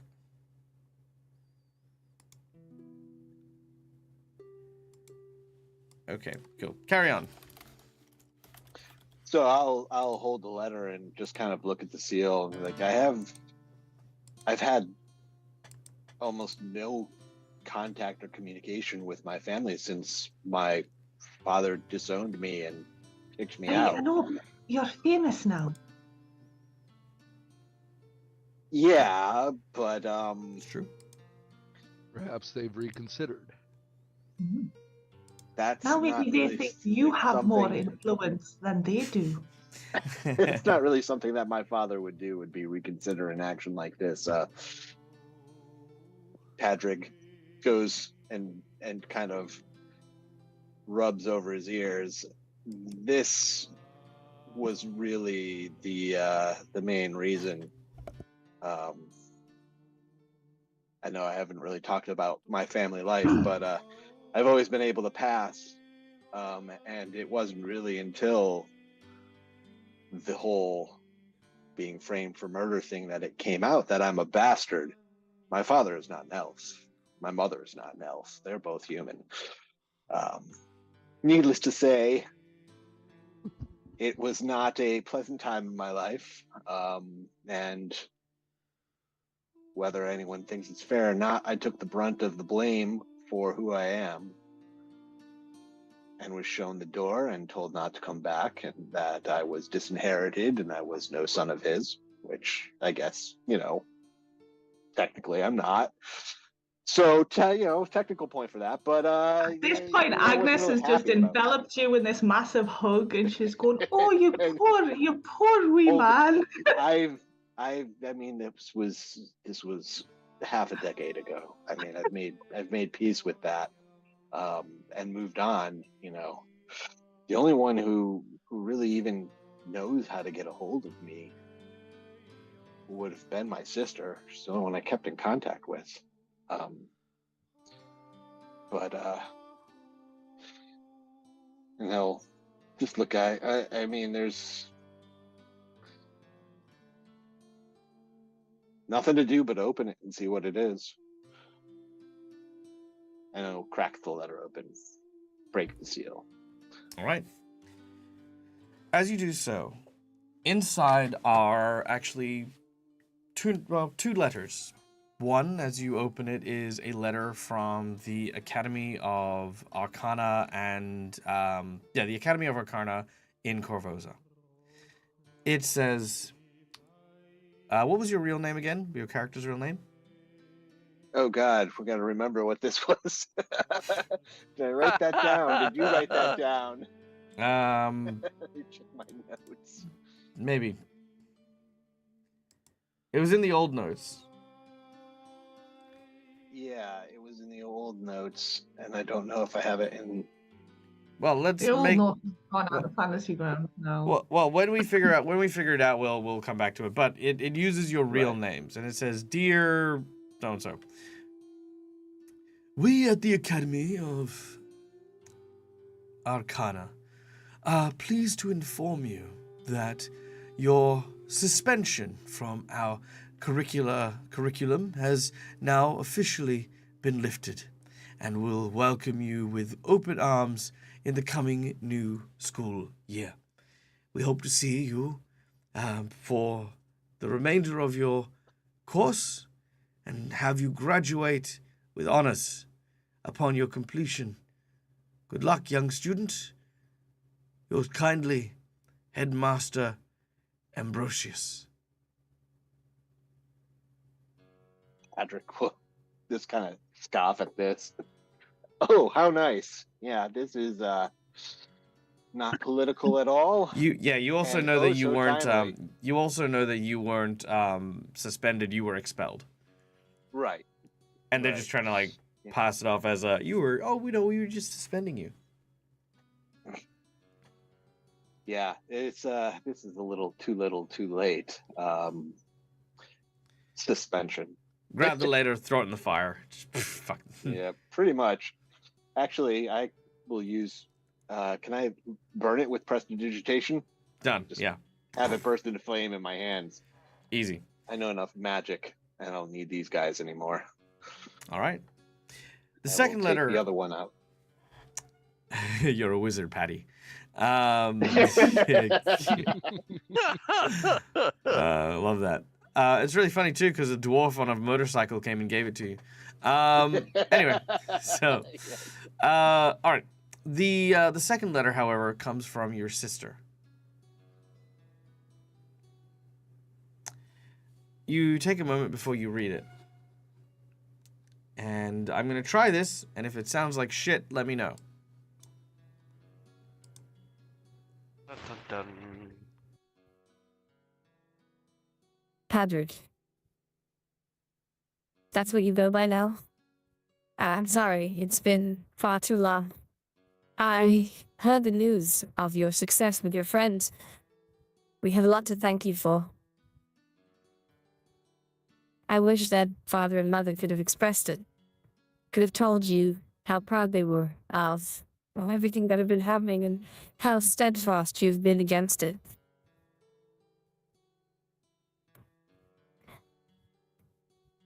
There's been an accident. During the plague outbreak, mother and father, along with a few of the others, they left the city via coach. They thought to head southward, try to head to the capital, but, well,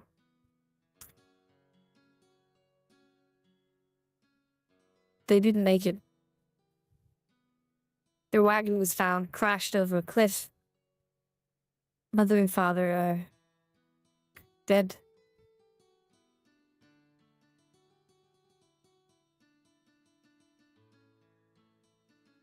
Patrick, I don't know if it means anything. I don't know if there's any way that I can truly undo the hurt and the damage that our parents did. But truth be told, there is a darkness that resides here in the family, and we have so few friends who have chosen to rise and help without a head of the family. I'm working with an old friend of ours. I'm hoping that I can prove myself to be worthy. Until such a time, however, as the will of our parents has stipulated,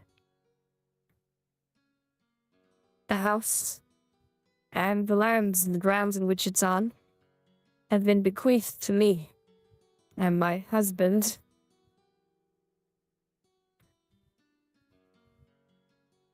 As for the factories and the vast amounts of wealth in the Abdar banks,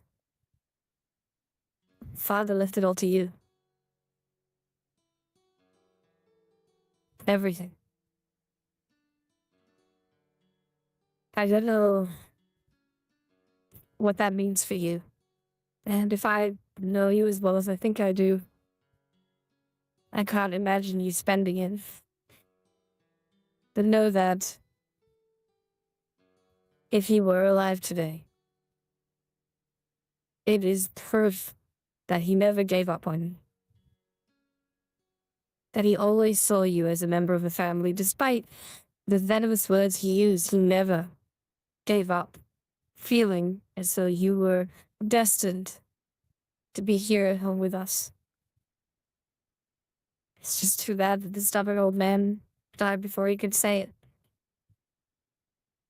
Anyway, I'm getting ahead of myself. Please. This is the code to allow for access from any bank of Abdar. Use it wisely. Sit. Sit. Sabbath, could you please sit? Patrick sits. Sit. No, sit. God damn it. Sorry.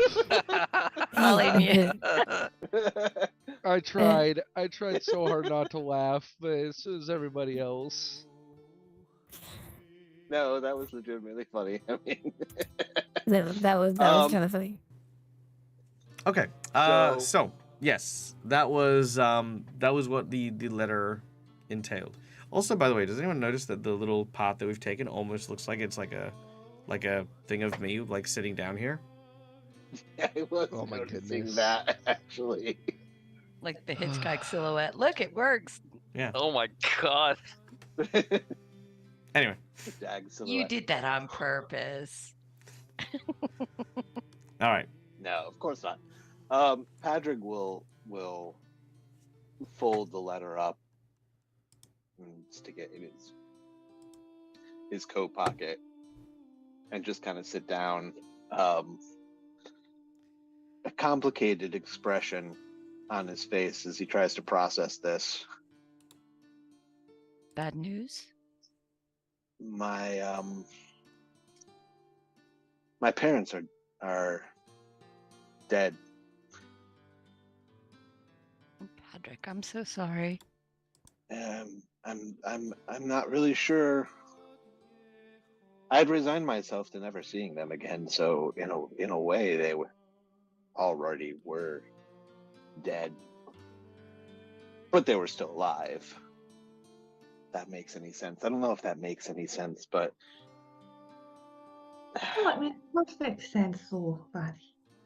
Now, even when they were alive, at least, well, there was hope. Now, I suppose. Apparently, I was not as disinherited as I was led to believe. If this is anything to go by, I have. Well, I have no parents anymore. I have their wealth, or whatever good that will do, and apparently responsibilities that I certainly can't attend to right now. I need to think about this, and I think I maybe need I need a little bit of time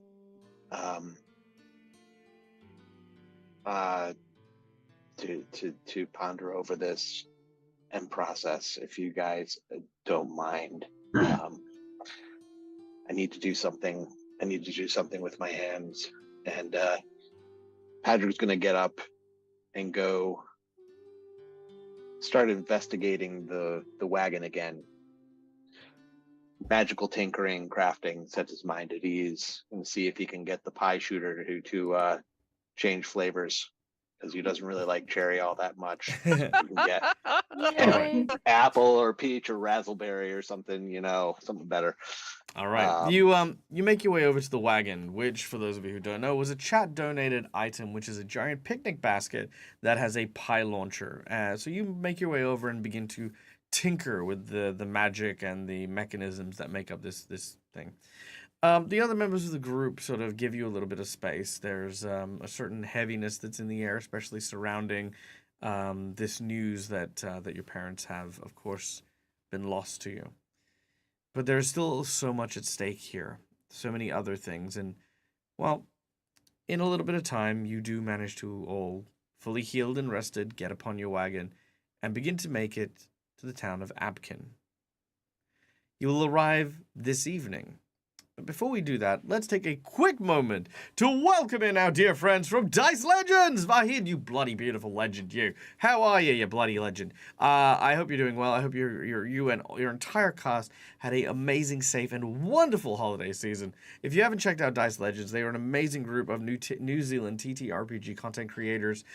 They are just so much fun and such a good vibe. Vahid is a fucking genius as a GM. Not only has a great musical talent that he brings into every single game that he plays, but also a wonderful storyteller, a creative world builder, and just a delightful person all around. So go check out their stuff. And if you guys are coming in from the Dice Legends community, guys, my name is Michael. I'm the Dead Aussie Gamer. This is my place. This is my face. We run TTRPGs here. I'm a very interactive chat space. I do a lot of audience participation events. Hence why we have a wagon that is shaped like a picnic basket. It's fun, it's wacky, it's kooky, it's fun. We're playing Pathfinder. Why? Because I like Pathfinder and I'll do what I want. This is my channel. No, anyway. Right now we're in the middle of a quest where our heroes are trying to cross the countryside in order to find a tribe of Shoanti nomads who hopefully have a knowledge about the history of a dragon whose soul might be infecting the crown of a queen who is currently trying to destroy her own city. That is how things are going.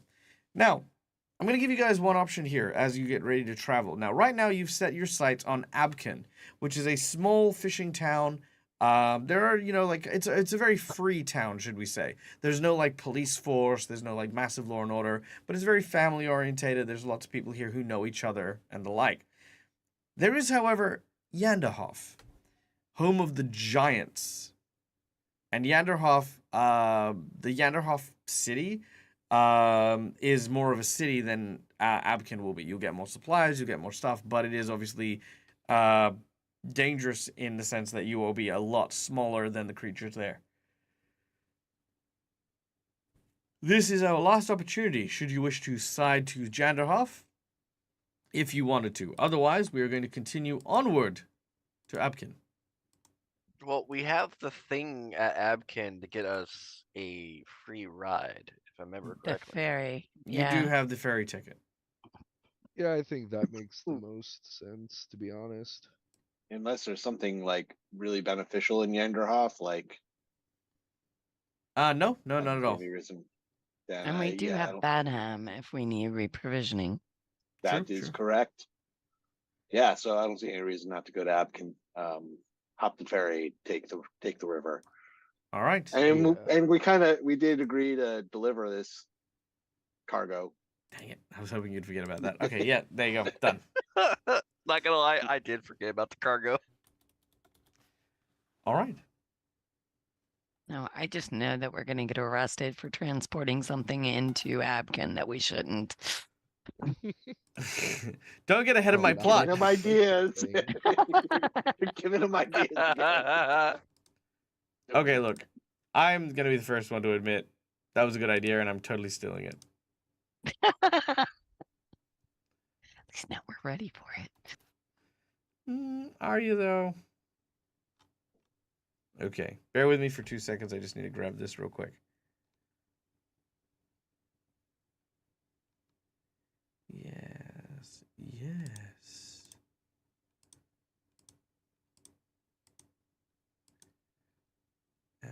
Where is it? Sorry, one moment.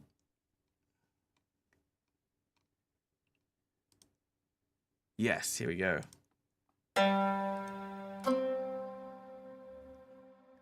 You arrive in Abkin.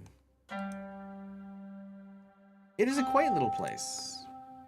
People are friendly, cheerful. It is one of the newest settlements in Varesia. As you arrive, people, try to sticky beak into your wagon, see if you're bringing any goods and services, and you do indeed see that you are carrying a ton of goods. As you make your way through, you can see that there is a guard who tries to kind of prevent your passage through the main street. Oh there! Oh There's there! a cat on the wall outside. What? The music is a tad on the loud. I will quiet it down. How's that? Better? Yeah. Yeah, it was starting to get to the point where we couldn't even hear you anymore. Alright, very well. So, as you are going through the middle of the street, you are stopped by by what seems to be a guard. Him and about two others raise their hand. Oh there, stop, slow down here. And they take a moment and they look at your cart, which is being piloted by two large bears. Okay. Your what is your purpose for being in the town of Abkid now then? Well, we're delivering goods. Goods? And catching the ferry. We're catching the ferry. Delivering goods and catching a ferry. Okay. And what goods be ye transporting? Is it bears? Are you transporting bears? No, the bears technically are transporting us.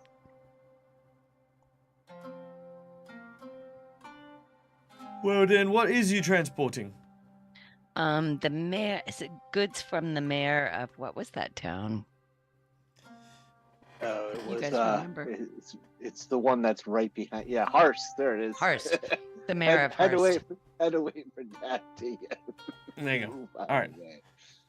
Okay. Yeah, we're delivering the ferry ticket thing. Okay.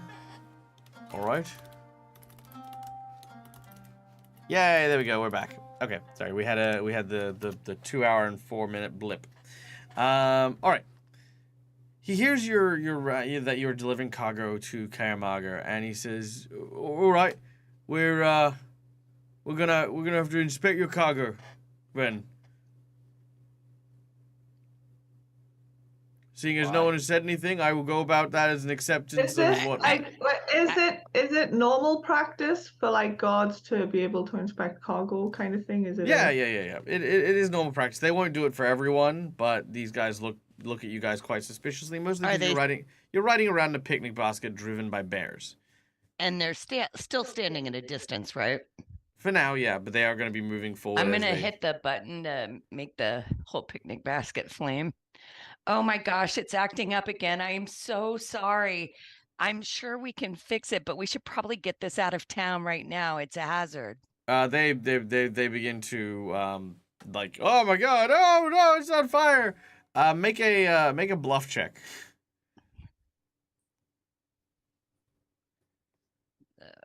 It's not actually called a bluff. What am I looking for? Deception.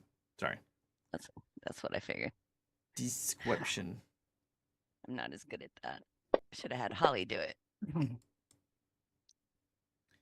right, 20's not bad. Let's see how the gods do. Because You could use the hero point. you could. Here we go. City god. There they are. All right. They get a 25. All right, I am gonna use my hero point. I'll try again. All right. Thank you to chat for the hero point donations. Your hero point will give you a reroll. I do not have a 20, do I? No. You did not have an natural. Same. All right. Unfortunate. As you set fire to the wagon and claim this, they step back in alarm as they turn and they say, "We're under attack. The flaming wagon means us harm. Loose arrows. Fire the cannons." And yep, I'm gonna like tap on the roof. Drive. Shit. the Yogi bears are so Boo Boo, get us out of confused. here. Do you remember? Have you guys watched the D&D movie? Yes. No. Yup. Yes. Yep. You know that It's on Amazon you know Prime that right now for opening free. scene where they do the whole jailbreak thing and they're like, "We were gonna let you go." I think Agnes is stood there or sat there with her mouth open because she was about to start talking, and then flames occurred, and then drive, and she just like closes her mouth again, and she's just like, I don't. Why did that happen? All right. As you Circumstances. as you guys are being shot at and the like, we're gonna end our session for the day here. I need to build an encounter now. Great. I wanna point this out. Hold on, wait 1 second. Where is it? Come over here, you. I would try, can we try talking to people before we just go straight to fire? I feel like this fire thing's getting contagious. Okay. Hey, look, in Wouldn't my be the defense, time. this is the very first time. Forge of Lore, welcome in. You've rated us just as we're about to sign out. But listen, just before you go out, guys. Forge of Lore, freaking wonderful person. Stick around. I'll have something special for you in a second. I don't like people rating in without me giving them something back. So first of all, as you arrived at the town of Abkin, I want to read this out to you just because you haven't had a chance to get to know Abkin yet. So I wanted to give you this just in general. So I've got a little excerpt. There's not much about this town. It's that small. But Abkin's population is 290 people, right? It's tiny town. Also, hi Cyber, welcome. All right. One of the newest settlements in Varesia, the village of Abkin was founded in 4668 as a commune by peace-loving, low-class Korvosians. It's located on the banks of the Yonda Bakari River and flows into Lake Senatula, about 45 miles northeast of the Melfesh. The town is surrounded by wooden palisades and fiercely protected by its inhabitants. That's the only prompt I had on what the hell this town was. The government. The inner workings of the town are kept secret by outsiders, but it is known that Abkin citizens see each other as one large family. Entrance into their fold is only permitted by a vote or through marriage. Troublesome or overly inquisitive outsiders are quickly dealt with, as everyone in this small town, in brackets, even the children, are trained in armed combat. All right. Great, We're they're a gonna knock a warrior bunch of kids. town. So would I know that they are previously Korvosans? Negatory. I just can't wanted to. even roll to know that. No, because you've not been here, and I'd say that this is kind of one of those things that unless you are part of the town, because of the nature of like we only accept people who are, you know, who become part of our town. I don't think they'd share that information. You know what I mean? But yes. Now here's the catch. Let's go through a few things. First of all, it's okay to not check the wagon. That's perfectly fine because, and I'm going to tell you this as well. I was going to fill your cart full of drugs. I didn't. So, you know, before we turn around and like sort of, you know, hang Quinn on the pariah thing for setting the wagon on fire, I was also sitting there going, damn, I was gonna put like a barrel of like the drugs that killed Dante's friends on the boat. So it's not, it's fine. This is also equally just as entertaining. So I love the fact that If it's there on. had been a barrel of those drugs, I think we should have just let the bear eat that village. They'd have planted them there. That's true. Now, as they've arrived in this town, however, setting it ablaze, literally every single person is now, well, I wouldn't say gunning for you. They're trying to obviously stop you from running a flaming carriage through town. They don't know its properties. They don't know that the flames only hit those people who make contact with it, blah, blah, blah, blah. But yeah, it's a dangerous thing. But I think it's going to be a really fun encounter. But I want to give it the time of day to actually build the encounter properly and stuff. Because, like I said, I was just expecting you guys to like come to the town, have a cup of tea, get on the ferry, and off you go. This is going to make things really fun and interesting, which I love. That's what I love about RPGs. It's what I love about D&D, is you can never predict what's going to go ahead. All right, so... guys, thank you so much for joining us. What announcements do we have? Yes, sorry. So, Forge of Lore, thank you for joining us. Forge of Lore, wonderful content creator and streamer and individual who we love playing with. We got to play a Through the Breach game over on Careful Cantrip with Steve, so that was a lot of fun. Now, if you are joining us for the very first time, we do have an announcement, and that is, if you go find the Discord, we have the Discord right there. We also, we are just about to start launching a new Patreon game. So the games I run on my channel, they're all Patreon games. All these people here, they're people who love either my game style or they dislike money. I don't know which it is. But these guys are my Patreons. They support my channel and they come and play games with me. All of my shows on the channel are like that. So we're going to be starting up a brand new Patreon game on Sunday nights or Sunday mornings if you're in the US. With a Pathfinder 2nd edition game. So if you are interested in playing with me and want to come check that out, follow the Patreon link and sign up, or go hang out in Discord. And if you got questions, feel free to throw them out there and ask that as well. It would be awesome to obviously play with new people and get to have a bit of fun. But right now, we know that we're going to be playing the Gatewalker.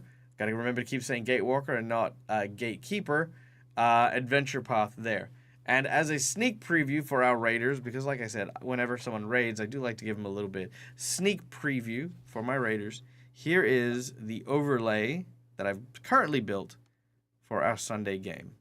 Here we go. Ooh. So these are the current players that we have listed here. We have OG Lava Kitten, Schooly Eye, Charles from our old Curse of Strahd campaign, and Neil. So there you go. That's the thing. Oh, actually, hold on. See Charles play again. Yeah. Awesome. I like There we playing go. with him. Oh, in do I Curse look like Strahd. Schooly Eye? Didn't get to play very long, but Yeah. So there you go. That is the Neil. thing. No idea. Yay. All right. and Neil, oh boy. And Neil. You can't get rid of Neil. So there you go. That is what we're going to be doing. Not next week, because next week we've got our sessions. Oh, this week we've got our session 0, but likely the following week will be our first session. So yeah, we've got 2 more seats left on that table. If you want them, come get them. All right, let us go and raid. Who should we raid?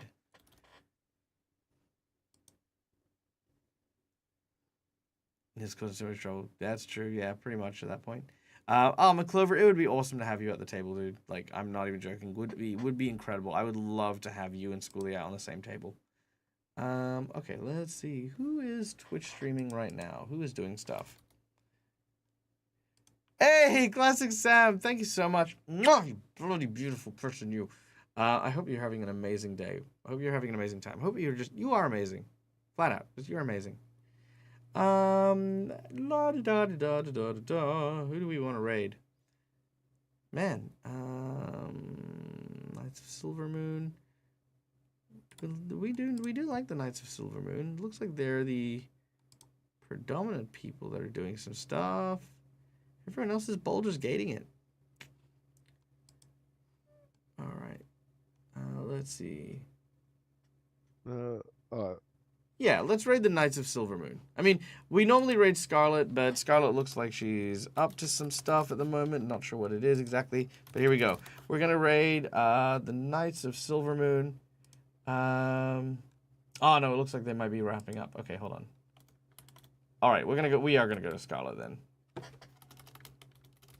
All right, Scarlet64, dear friend, wonderful content creator, absolutely amazing role player. We're gonna go and hang out with them. So guys, thank you so much for joining us. My name is Welcome to the Devil's Game. This is my place. This is my face. If you haven't hit the follow button, what are you doing with your life? Hit it, smack it, slap it. And then come check out all the cool games that we run here on the Dead Aussie Gamer channel. Thank you for being a part of this show. Thank you for my lovely patrons. Thank you to our sponsors, Hero Forge, Fantasy Grounds, and Sirenscape. And of course, please, guys, as always, be kind to each other because it's fucking free.